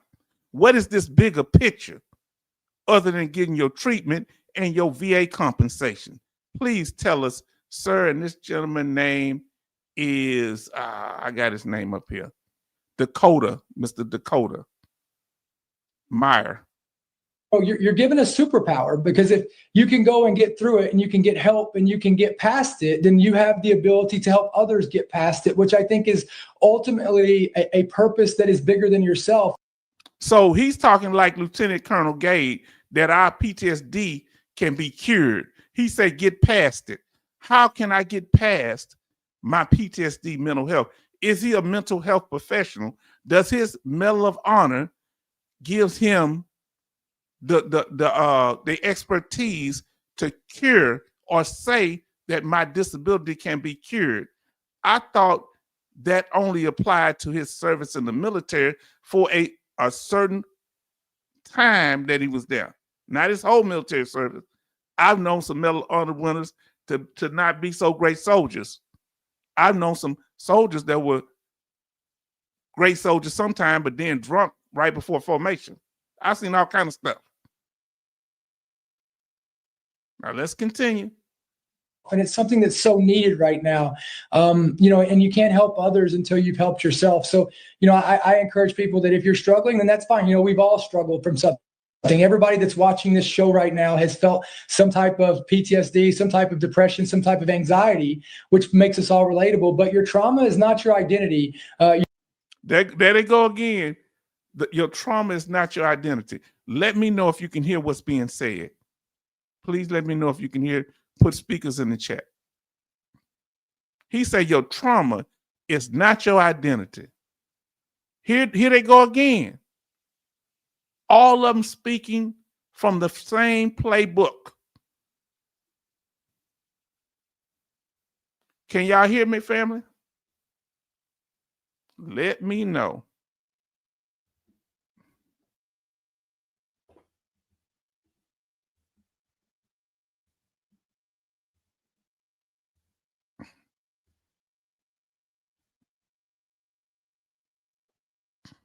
Can y'all hear me? Let me know if y'all can hear H-Town.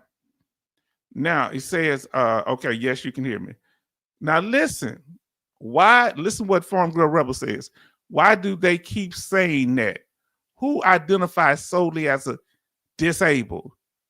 Yes, same playbook. Y'all can hear me, okay. Can you hear me? Can you hear? I can hear. And can y'all hear him? Yeah, y'all can hear him, okay. Yes, loud and clear. I'm making sure because I didn't see y'all responding. And you remember before the chat wasn't going through, and I like to always play, like they say, loud and clear. Now let's continue. You know, your struggles, your trauma, your obstacles are not your identity, nor they're your uniqueness. It's what you do after that and how you handle. Yes, that's not even your unique. Yeah, unique. You're unique when you have certain conditions. Them is what's going to make you who you are. Again, Medal of Honor recipient, Marine Corps Sergeant, and the founder of the Bluff Substack, Dakota Meyer. Yeah, look, go get help, right? I mean, there is nothing, there's nothing weak about getting help, right? The old days of, it's all in your head, things like this. That's repeating, but I just want you to hear. He said this before news. So instead of talking about what, and look, it's funny. Look what's right beneath them to pay for SNAP benefits. Did you see that at the bottom when they talk about SNAP benefits? Almost like they're trying to send us a message that our VA disability benefits are welfare. Do you see that right beneath them? Is that coincidental? One PTSD doesn't fit all. Each event is different, of course. I was in Desert Storm with a young man. Well, he's older than me, a couple years older than me. We lived 2 blocks from each other, 2 long blocks. I want to see one. No, we lived 3 blocks from each other. I've been saying 2 blocks for all these years. I've been lying. He lived 3 blocks from me. And we were in Desert Storm in the same tank platoon, but he reacted differently than I did. I told you about my platoon. They were all melting down different ways. Now, Paul Cox say, no, you didn't say the military is political. Tell me it ain't so, H-Town. Say, yes, indeed. Now, ain't they political? Now, they got him talking about that you need to move past mental health conditions and disability. Now, listen, Farm Girl Rebel says, fam, are we going through this thing tonight? Fair use, fair use, fair use. Now, Farm Girl Rebel, I got to make it bigger where I can see it, fam. I'm going to pull myself. Oh. I need to pull this. Okay. There we go. Because I had it so minimized, I couldn't tell what y'all was saying. Farm Girl Rebel says, well, I agree. We should be trying to live our best life despite of our challenges. But the delivery is saying we are not doing this and we need some kind of kindergarten pep talk. Yeah, kindergarten, or he doing some of that old bootleg preaching. He sounds like some preacher, some hustling preacher to me. I ain't gonna lie. They all talk with this look. Ain't nobody got nothing else to say to me. I pulled myself out of my situation. He didn't do it.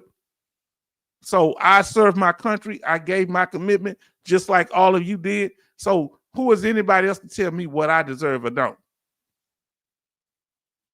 I'm doing what the law says. Veteran law, the U.S. government. That's my opinion. So don't speak for me is all I'm saying. So fair use, that was fair use. Now let's see some more from this gentleman. Now he put an article out too. So he did more than Lieutenant Gabe. Not only did he, and don't get mad, family, please promise me you're not going to get triggered tonight. Because he has his own little blog called The Bluff. Let's see. Yeah, boy, we about to get into it here. Let me see. I might put the music back on while I read it.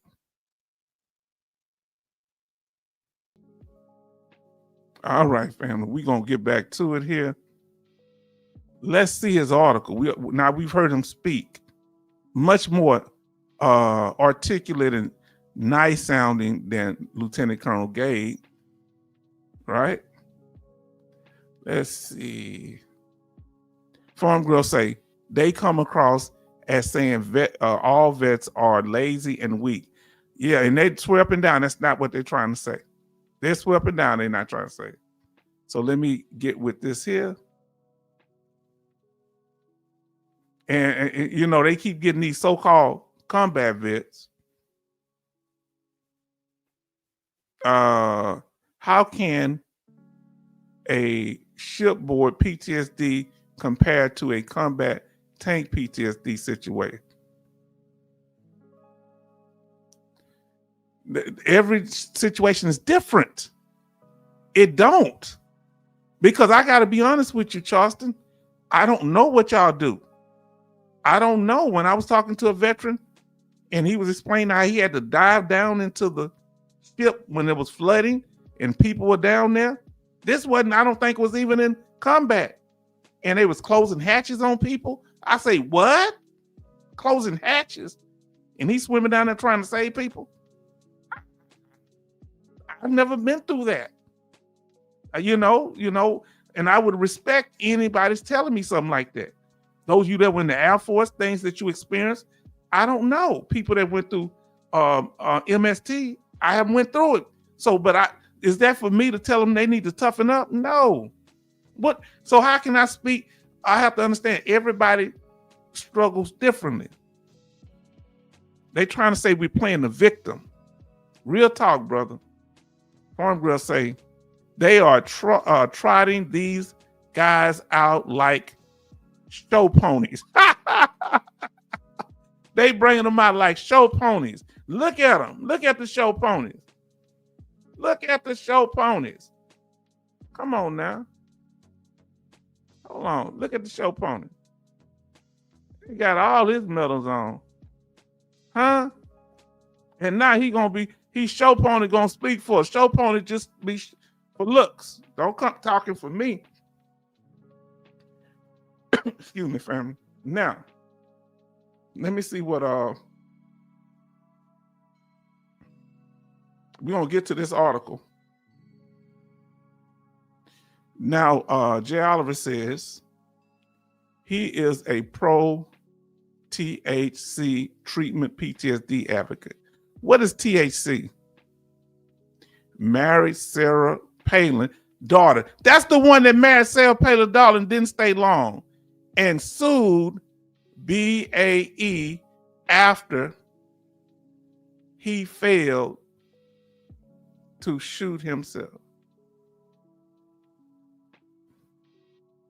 He's the one that married Sarah Palin daughter that was pregnant. She was a baby mama. Wasn't she a baby mama? When she was on the campaign, they was trying to have her hold a child to hide that baby bump, but she was a single mother. That one.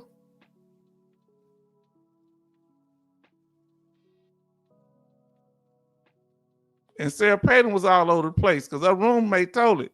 She used to like some brothers over when she was in school. That's what they say when she was in college. Now, here we go. Fam, here we go. Let me know if you can read it. And what is that THC? Let me know. What kind of treatment is that? It's probably something I know. I'm just not good at acronyms. So this is him right here, Dakota Meyer, right? Oh, he got it on there. Look, Medal of Honor recipient, Marine, father, patriot, peopleist. What is a peopleist, family? I ain't never heard of a peopleist. Author, truth teller, disruptor, not perfect, just the man who. He said he a disruptor. He sound like a rubble rouser. Oh, okay. That's the word for that devil's lettuce. Okay, so let me say, he is pro treatment. Okay, he is. Yeah, was married. Okay, weed. Okay, y'all know I'm a square. I'm a square, man. I'm sorry. I'm a square. I know. I ain't saying I don't know about stuff. I'm from the hood, but I just don't know all the name. Their treatment for it. Yes. Now let's see what he's saying. The bluff. This is his statement. We built a system that rewards pain.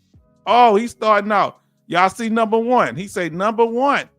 We built a system that rewards pain, family. It's time to build one that rewards purpose. Sounds just like Lieutenant Gabe. Stop paying people to be broken. So he want to stop all our VA disability. Start paying them for standing up. So meaning because he's a Medal of Honor winner, pay him because he stood up. Don't pay us because we broke down. Did you hear that? Pay him because he stood up and got the Medal of Honor. Don't pay us because we broke down and they want to discard us like trash. I'm not impressed, sir. Sir, I'm not impressed. Number three, what you incentivize is what you will get always. That's Babel talk. Talking about the government. What they incentivize, that's what they're going to get.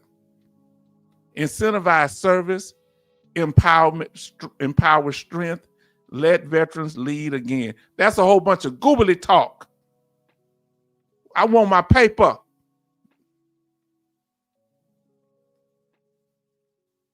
Who is BAE paid him? Who is BAB? BAE. What's BAE? Let me know who BAE is, because I want to know what, because I don't know what he's worth. This gentleman. Let me know who BAE. I don't know. I'm not good at acronyms, family. I won't put it up if you don't want to, but I'll read it. All right, just let me know. There has been, he goes on, there's been a lot of talk about VA disability reform lately. Threats, debates, outrage. See, he put that outrage because he know we ain't going for it. Everyone is pointing out that's broken, but no one is talking about how to actually fix it. Now, they run around talking about stuff broken. I'm saying do the system fair. Follow the rules that are in place. Now, let's be honest. What's being pushed right now is not reform. It's just a new set of problems wearing a different name. He just do a whole bunch of googly talk. Somebody wrote this for him probably. Any system that rewards brokenness will produce more of it. That is not cynicism. That is human nature. So he's talking like a true conservative. Devil's weed. Okay. Oh, so he promotes it and they give him money, but he don't want us getting our disability. Young man, you wasn't even around when I was down doing what I was doing, when I was chewing sand over in the Middle East. So you don't get to speak for me. You got your book deal.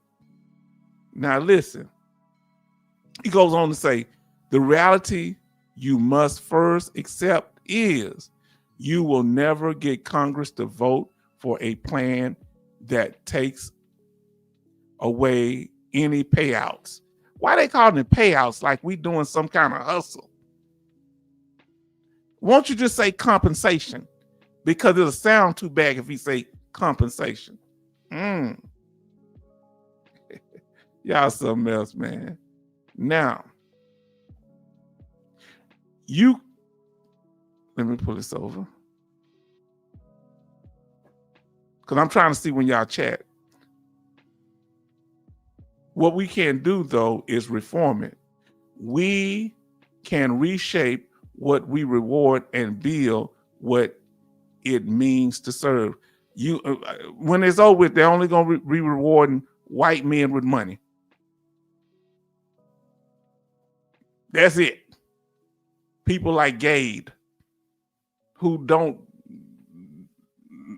I haven't heard him say many smart statements.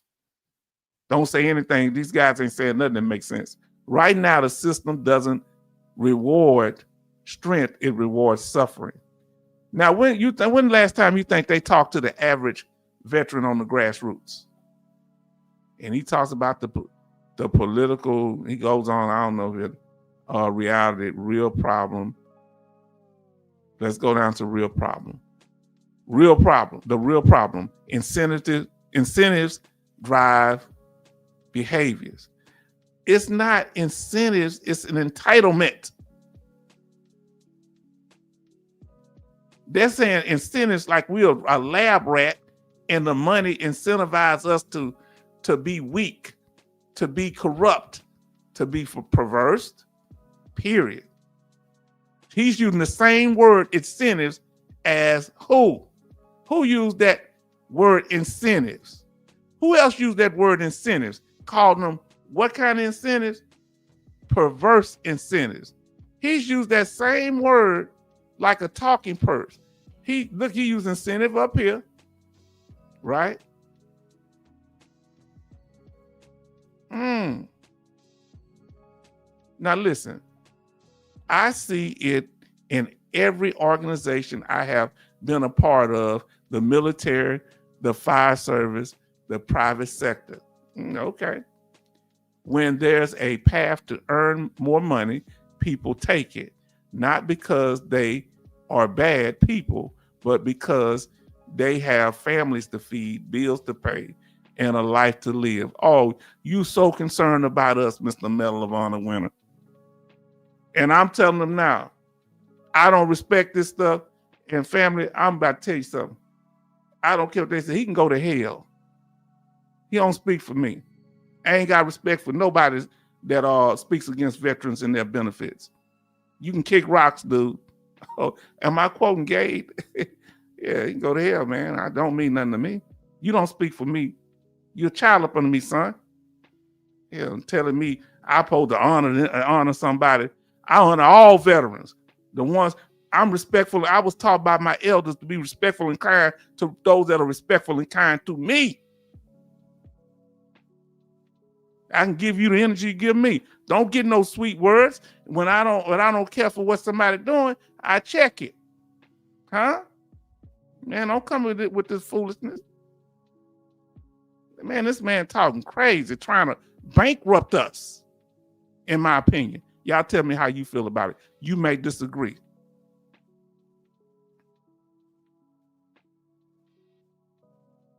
Right now, the VA system pays more for being broken. Well, they got to. They compensating where you injured. They got to compensate. They pay more for being broken, and you're not always getting benefits. They deny so many people.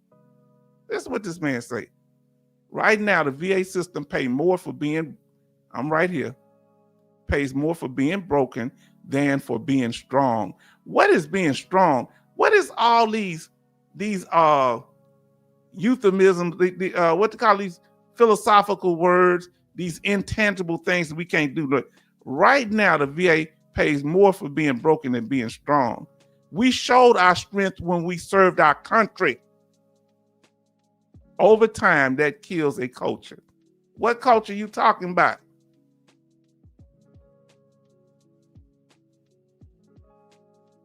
Okay, it turns a system built on sacrifice and service into one built on loopholes and dependency. Let me tell you what's loophole and dependency. I want you to listen to me. When the crack epidemic happened here in the United States, because it targeted black people in particular, they incarcerated black people. They didn't coddle them. They didn't give them no type of mercy. People still in jail behind using crack cocaine because of Joe Biden and the crime bill and the Republicans. And they got, guess what they got? Some old black preachers to get up and say, we need your help. And that's what Clinton did. He blamed them old black preachers. Well, they the ones want to be doing it. He said that about 3 years ago.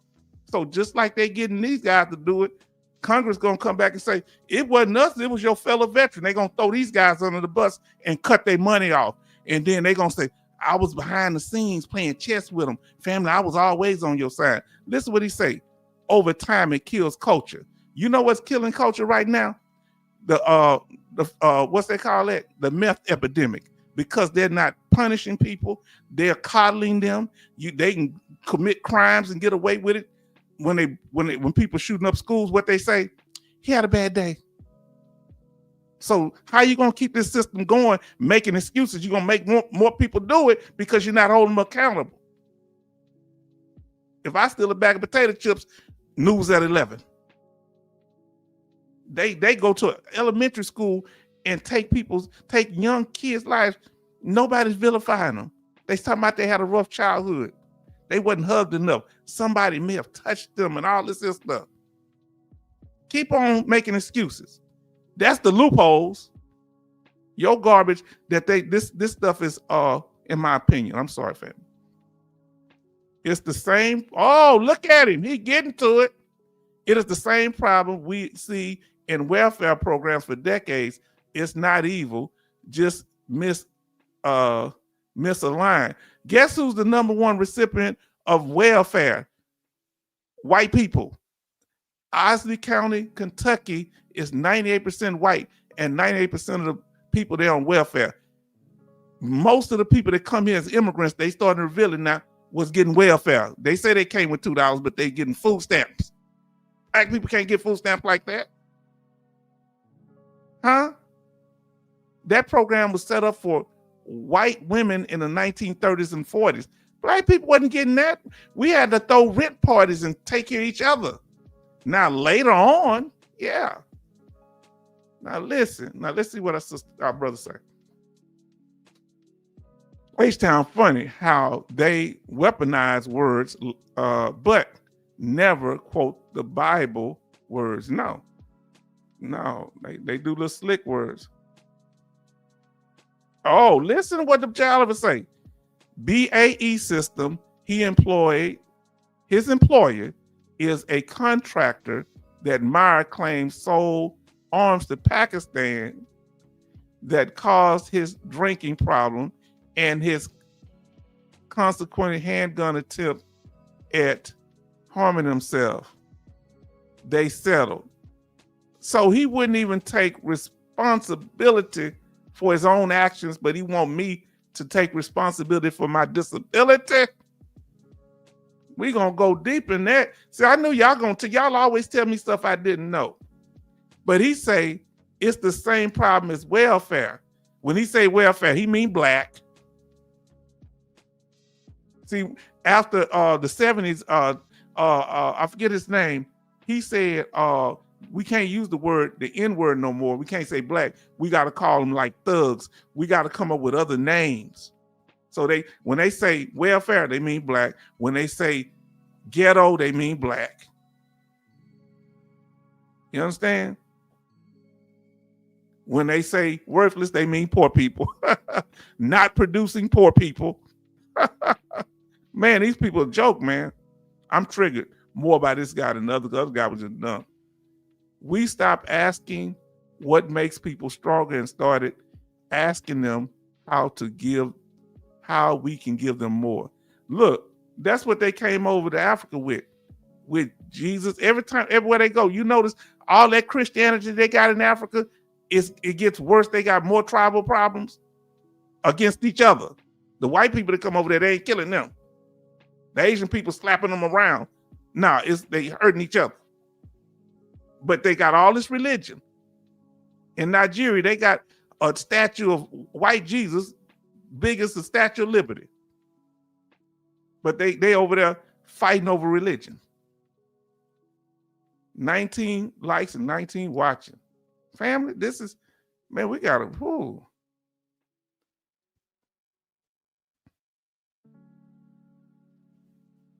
The result is a culture that rewards pain over purpose and produces more pain than purpose. Do you think he wants us to take accountability? Oh, he know it's coming. Once you attach income to injury, you trap people in their wounds. What y'all think of that, family? He say that I say this again, 19 watching and 19 likes. Family, thank you. He say once you attach income to injury, well, how else will you make the person whole? They just want you, I told you earlier, all they want you to do is get treatment, and treatment may not be of the best quality. Some of us want the VA benefits. Some use your VA benefits to go out and get your own doctor. Am I right? Some use their VA compensation, don't want nothing to do with the VA. I can't read with too much more of this garbage. But here we go. But he say, before you go against this, some people read this and say, you don't join the military for money.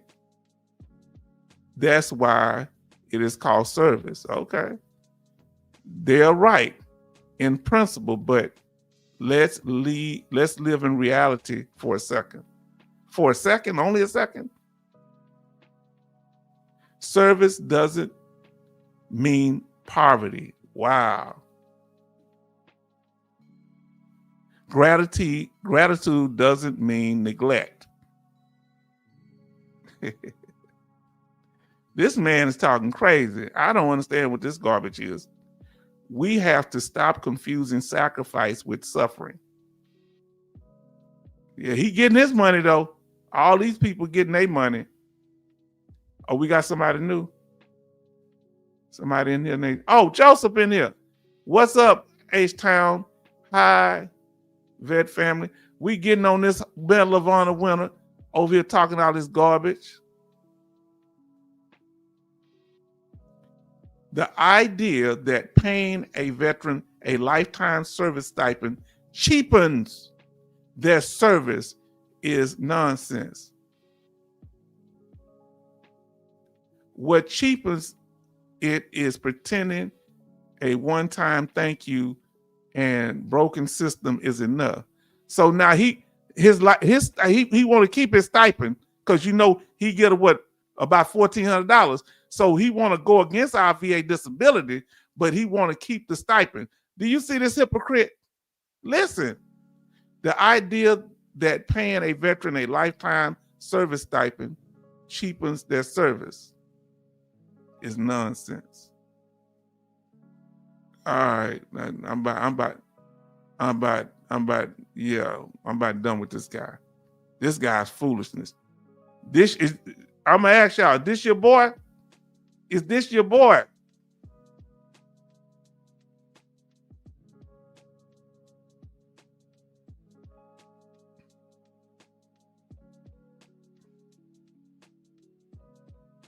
Hold on, I'm sorry.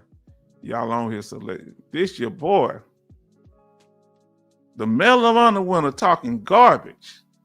Medals don't make you a man. You hear what I said? Or a woman. Your integrity, your respect of those around you, you're standing up for those who are not in your position, that don't have the microphone that you have. That's what makes you a true member of the military, a soldier, a Marine, a sailor, or an airman, and air women. Coaches say this guy's nonsense. My God, He had the dude talks like he got Lord. Lord. I'm supposed to respect this? What can I do with this? H-Town, you are right. GI eye doctor are from community care, and I drop community care and use my private insurance. I get better care using my insurance. See, because some veterans don't have time to be messing with the VA. So by having your VA compensation, that might give you extra money. You'll go to the doctor to keep from dealing with them if you can't wait on community care. Come on now. Or if you can't go to the VA because you don't want to go to them, you know? Fam, let me tell you something. I respect people that service. I respect people that are combat veterans, non-combat veterans who win the Medal of Honor. I have no problem with that. But don't come out talking crazy because you make me question your story. You make me question you when you ain't speaking with, and your personal values are separate from this so-called act. That was a one-time act. You still living in the past. Why you want us to not live in the past about our injury? You still talking about your Medal of Honor winner.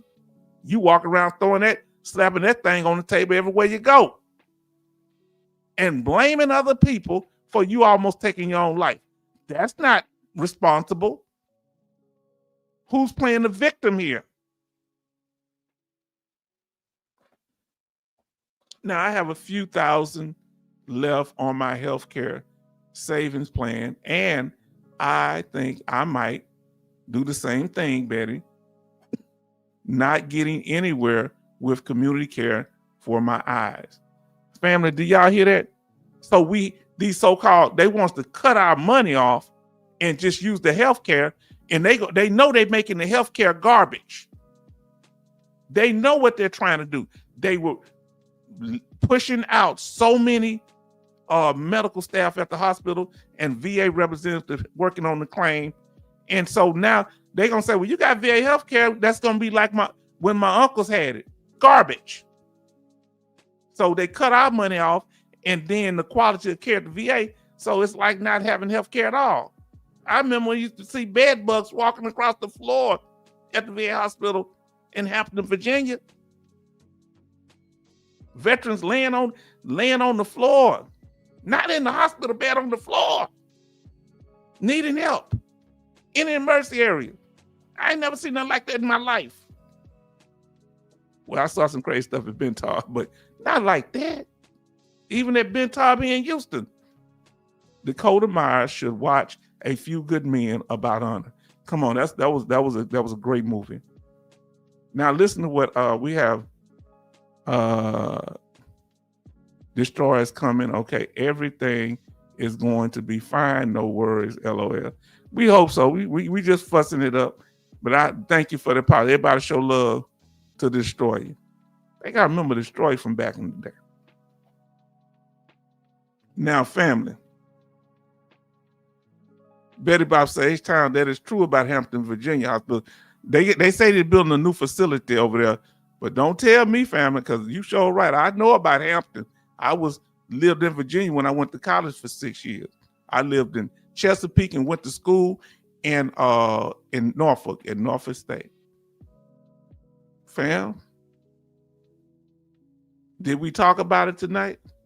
And I want to thank our sister, Betty Box, for giving us some articles, and I think at least one of them was that. I think we did it. We've been in there, 2 hours, 15 minutes.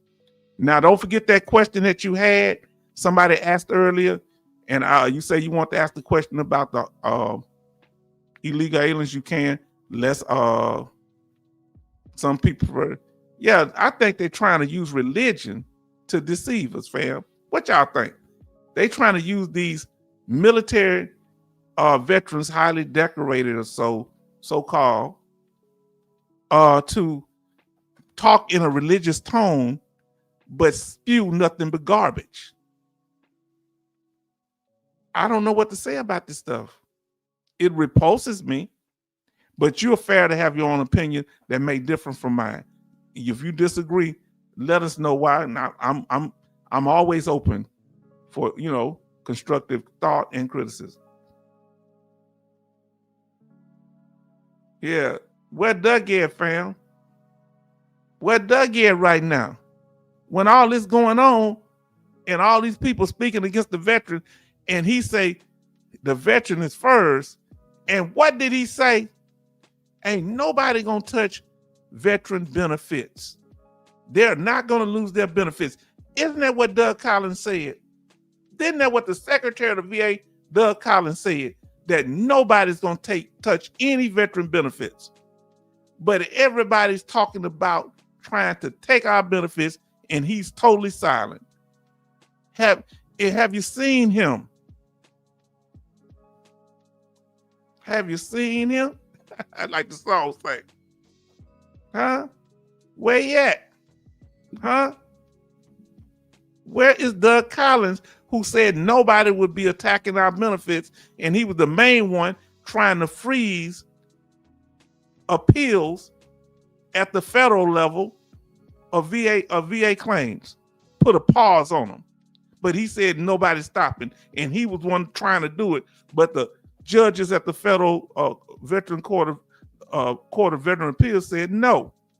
So he was trying to do stuff. Where is he? Where you at, Mr. Doug Collins? See, what's going to save us is all of us being on code as veterans.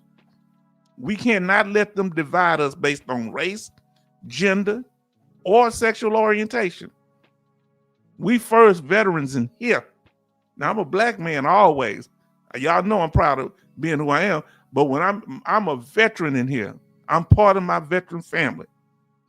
I'm here to support all veterans, regardless of your branch of service, regardless if you was active duty, National Guard, or reserve, regardless whether you were combat, non-combat, male, female, don't matter.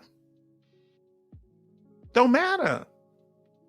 Why should it matter? I'd be a hypocrite if I chose what part of being a veteran was more important. That don't mean nothing. Shoot, man, y'all don't know. I keep talking about it because I'm excited that our brother Charleston was able to see. I can't remember his name, but that man, the sailor used to go down and deep sea dive.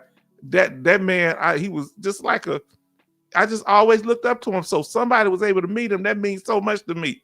I haven't forgot about that to this day. And I wasn't in the Navy, but because they do certain things in the Navy, Charleston knew how to talk to him because they were both Navy guys.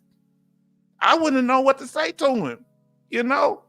I mean, man, that's why we need every branch. Remember, let me ask you something. President Jimmy Carter was in what branch of the military, family? Somebody tell me. And we like President Jimmy Carter. We liked him. Now, Betty Bob say, Dougie is writing out the script for the idiots. You think he's behind this garbage?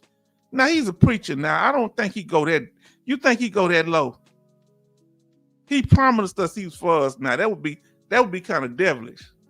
Where is Pastor Dougie? He needs to lay hands on Congress and release these demons in the name of Jesus.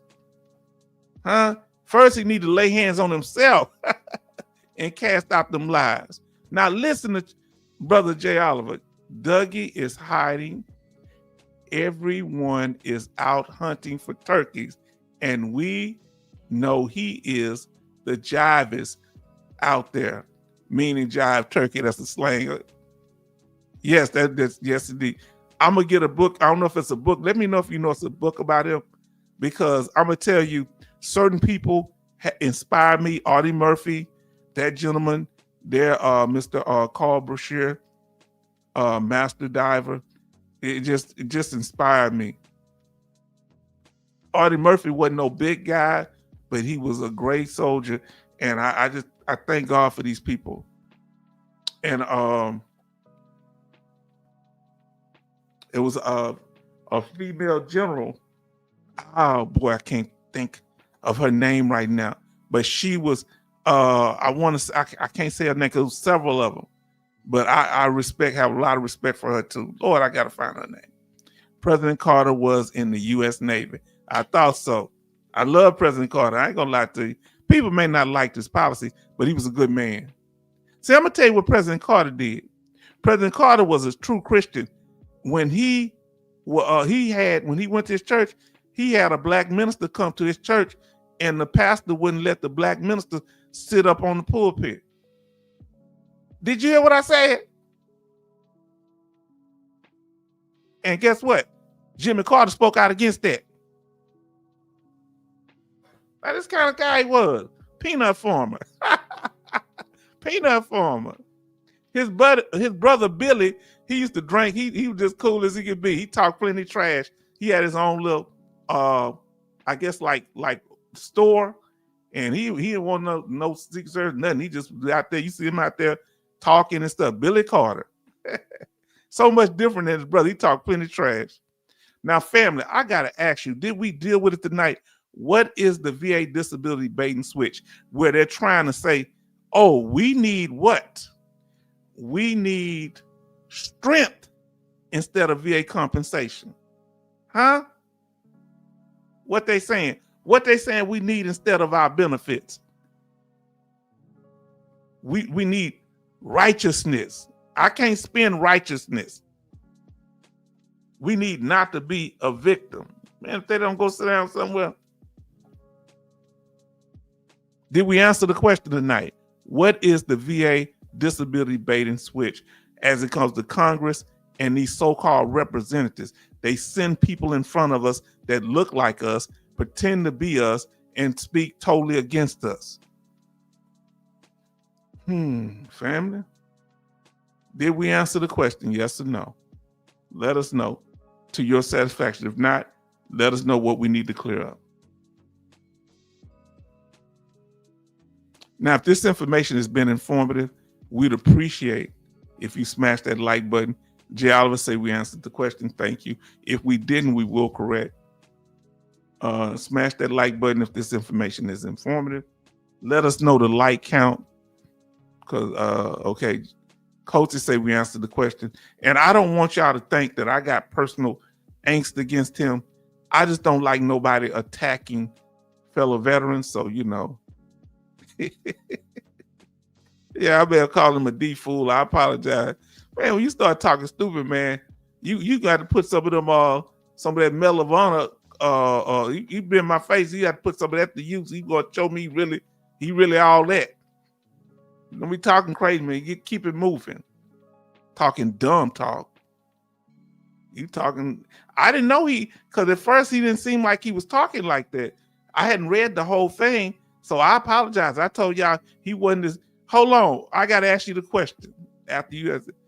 Which one was worse?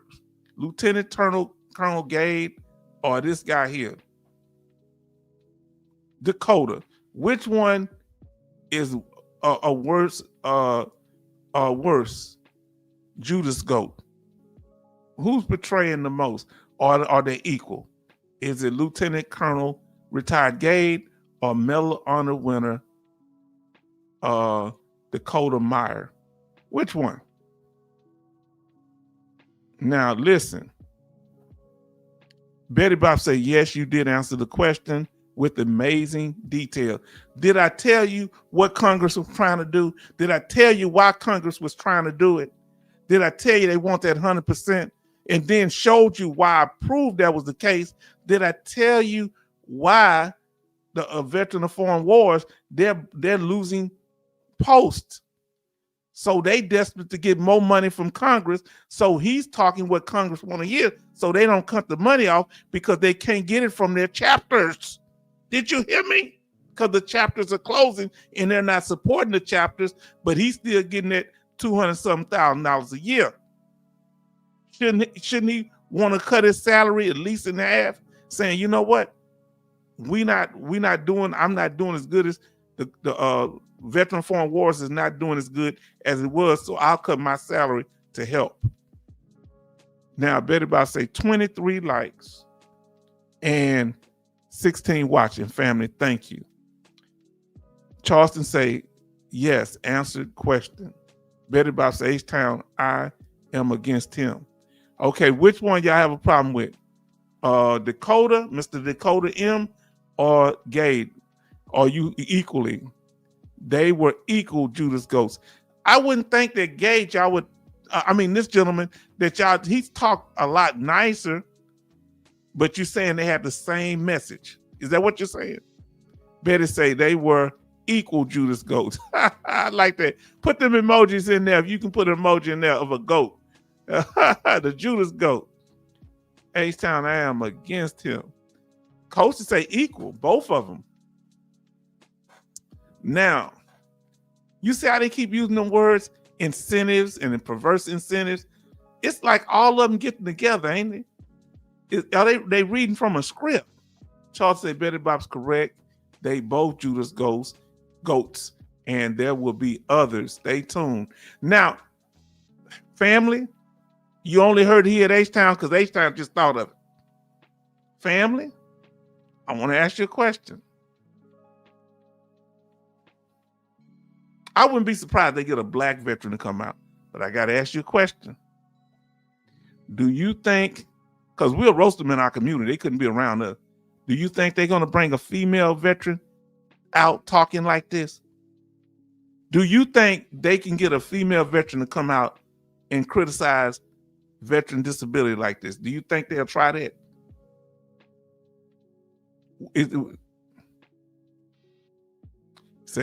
Charles say, stay tuned.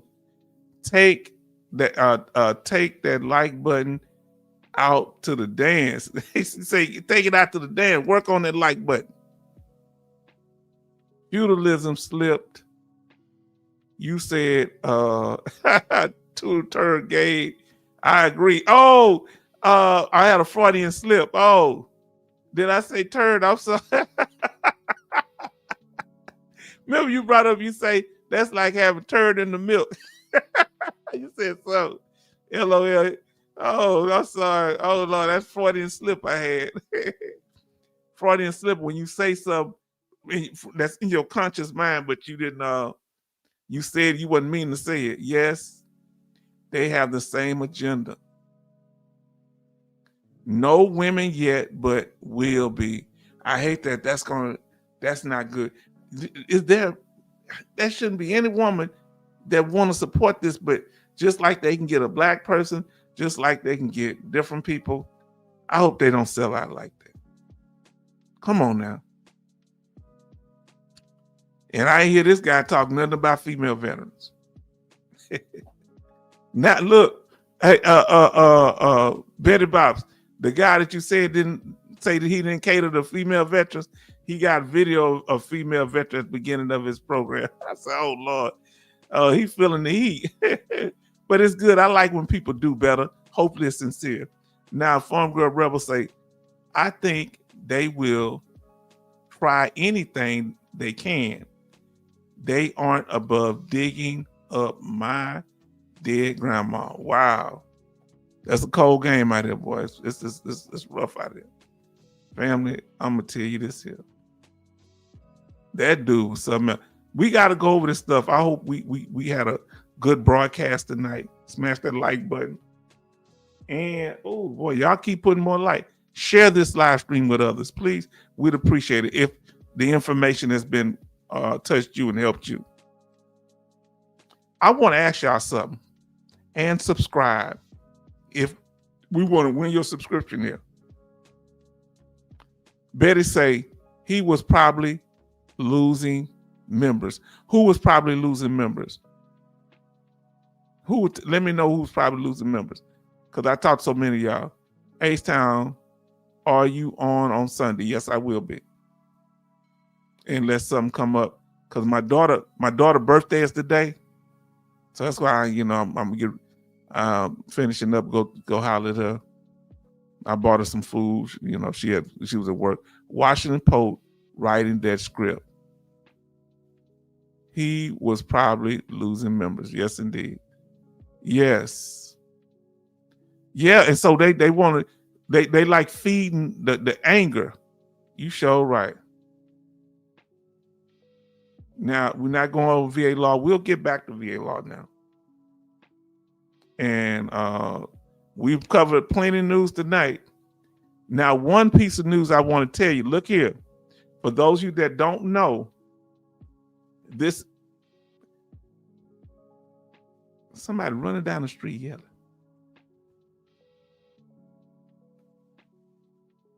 They want my attention that bad. This is crazy.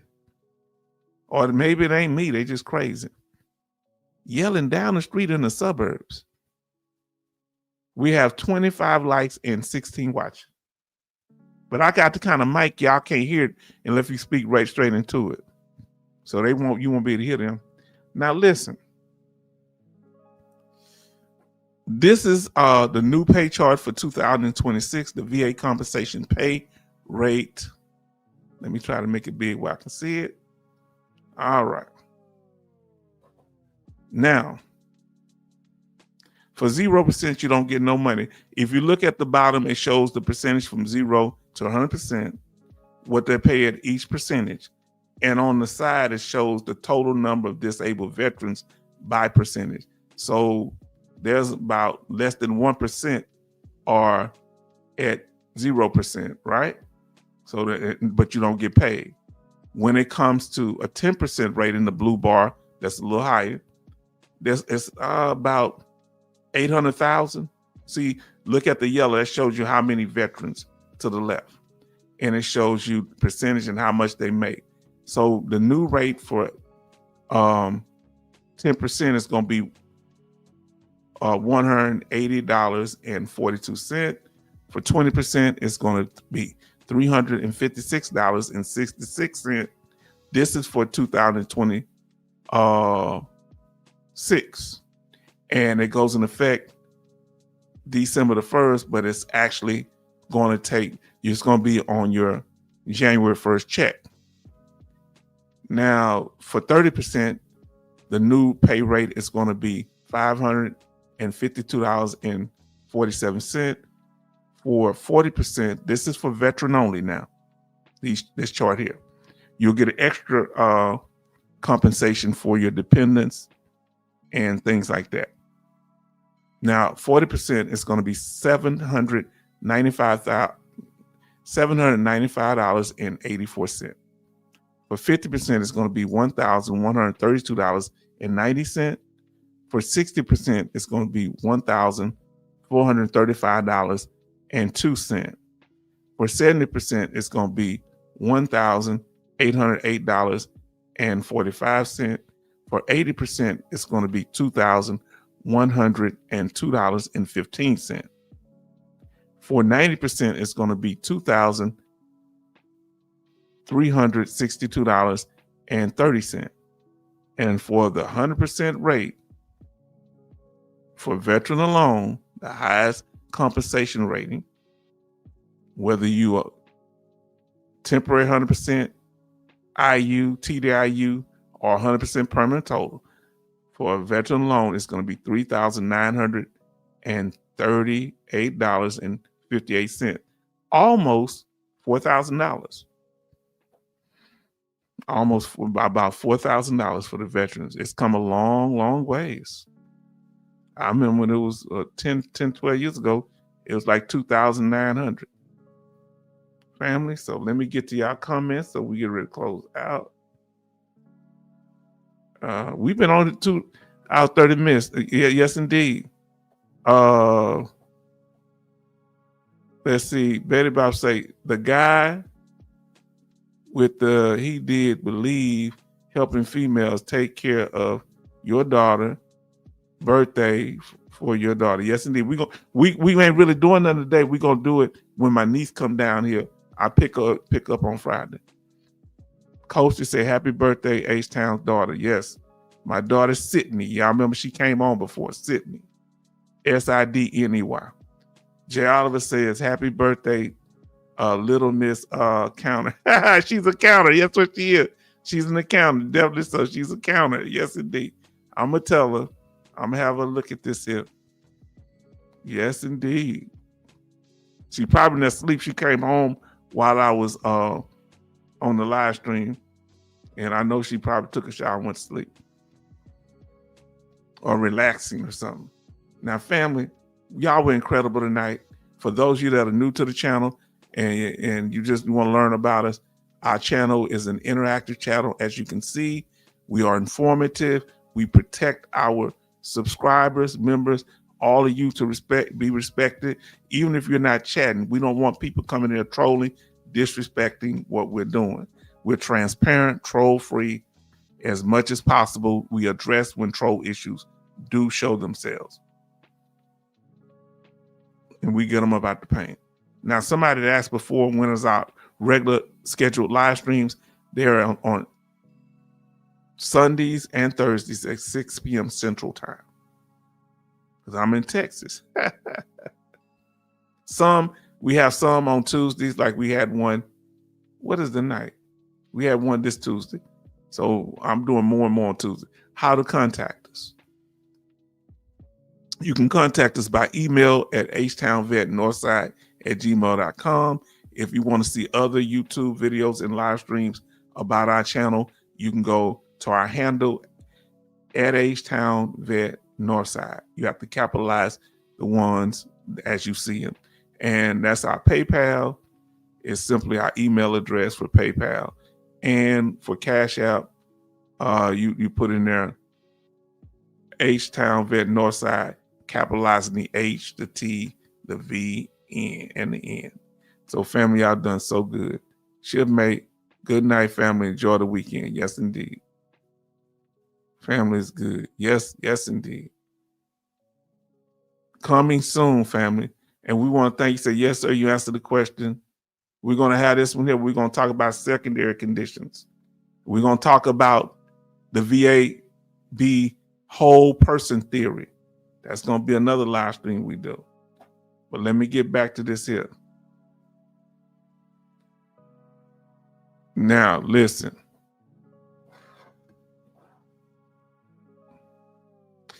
Coming soon, we're going to be doing a video on secondary service connections, and we're going to talk about the conditions that does that affects that. Like there's a new news article, I forget who it was by, The Hill, and it seems like they're supporting secondary service connection. They put out a positive piece that deals with helping us, not attacking us. And then the theory into practice, the VAB whole person theory. We're going to talk about that. New releases we have. We have this one here where we're talking about how we stand out. Are we being targeted? We're like the black sheep of the family. And then we talked about work limits for each VA disability percentage. Go watch this video. And we talked about Lieutenant Colonel Gade, retired, talking about calling some VA disabilities junk disabilities. Real insulting. And people slinging mud on us as veterans, perverse incentives of proper compensation. And we talked about starting at a 70% rating based on Gade. And we have several other videos and live streams you can go watch. The Judas Goat was really important. All right. And then we talked about a little earlier what states, these are the top states with the largest veteran population. They tend to be the largest states with the largest population too. Now we want to hear from you. Let us know, family. It's the after party. Want to hear from you. Any questions, concerns, or comments, let us know. And I got a question of you. What is the weather like where you at? And what is the temperature where you at? Family, we doing this thing, aren't we? Now let's see. Let me go back. Make sure I ain't miss. Say, shipmate, farm girl, good night. Family, enjoy the weekend. Okay. Now, Paul Cox say, yes, sir, you answered the question. Man, we are under attack. Talk about friendly fire. Come on now. From people that's supposed to be understand the rules of engagement. They doing a circular firing squad on us. Betty Bob say, H-Town, enjoy your week and have a safe drive picking up your niece. I will. And see, that's what people don't realize. My niece didn't qualify for my benefits. That's out of pocket. So that's what my VA compensation helped me to help take care of her too. Come on now. Listen, Charles say, good night, shipmate H-Town. Enjoy all the female family, niece, daughter, birthday. They a blessing. Yes. So y'all know, family, I got all females in my family. 3 nieces, a sister, and a daughter. No sons, no nephews, or no brothers. I ain't mad about it, but I hope I have some grandsons. Somebody I can talk to. Jay Oliver say, I talk to them, but they talk female stuff too, girly stuff. So I be wanting to talk, hey man, come, let's go chop this tree down. So Jay Oliver say, another great live. Thank you. What did you take away from this live? What did you learn in this live before y'all leave?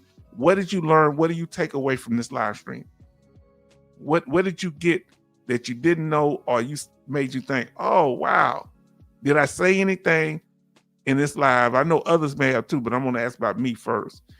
Jay Oliver say, another great live. Thanks for the time and attention. Good night all. Yes. Jay Oliver say, it's 70 degrees and clear in Louisiana. Charles say, night family. Charleston say 40 degrees and cloudy.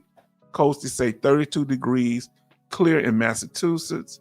And then our sister says, good night, everyone. Have a great week. Yes, indeed.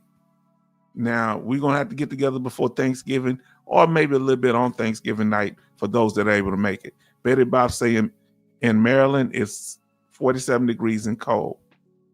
Joseph say rainy in Long Beach, California. 56 degrees Fahrenheit. Okay. I thought they said it never rains in Southern California. Isn't that what Tony said, Joseph? Now, Mike says 60 degrees and cloudy in Cooksville, Tennessee. In Houston, Texas, fam. In Houston, Texas, let me tell you. It is 74 degrees. All right, 74 degrees. Like we say, too many snakes in DC. Say down.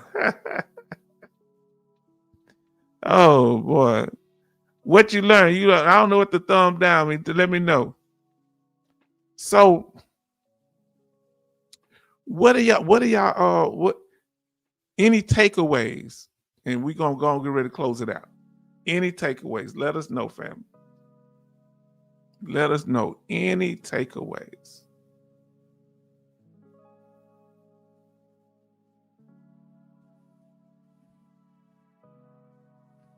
Any takeaways? And family, we want to thank you that we dealt with it. We trying to get your benefits, but they trying to switch your benefits out with a full-time job. Thumb down means it's raining. And SoCal. Okay, a lot. Okay. That's what I said. Wow, man. I thought that something bad had happened. I hope ain't no earthquake or nothing. You had me worried. That's what I say. Thumb down. What's going on? So you it's just that you don't like the weather. Let me know, man. Y'all have so many wildfires. I was a little worried. So family, thank you for joining us. Thank you for being here. Thank you for another wonderful broadcast, and we will definitely see you on the next one, most likely on Thursday. So yeah, I thought, man, because y'all had so much going on there, I was nervous because I was like, man, I hope my brother all right. So thank y'all. I'm gonna put my face up for a minute here. Thank you. Everybody say good night. If you have a good night, and we'll see you on the next one. And we thank y'all, Brother Joseph. I'm so glad that you came here. Thank you, Charleston. Thank you, MG Smith. Thank you, Betty Bobs and Farm Girl, Coastie. Thank you so much. Jay Oliver, you know how it go. Paul Cox, thank you. Thank you, Betty Bobs, if I didn't say it. Family, I thank y'all for being so incredible, so kind, so patient, so respectful, so informative.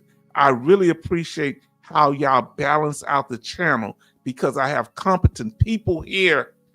So when I say something, y'all can tell me things. You can show me different perspectives.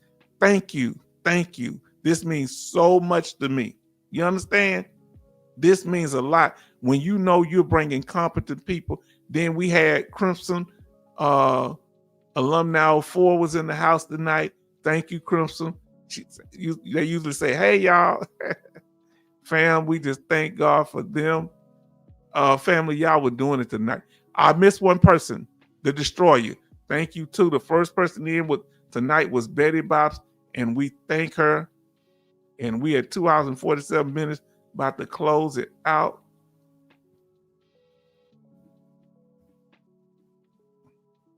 Now, Joe say, good night, brother. Good night, my FBA brother. Good night to all the veteran family. Charleston, Paul Cox say good night. Coasty say good night all. Family, thank you. And I don't know how we can continue to enjoy each other like this.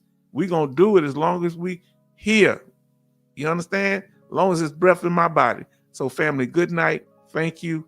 And we'll see you on the next live stream. God bless.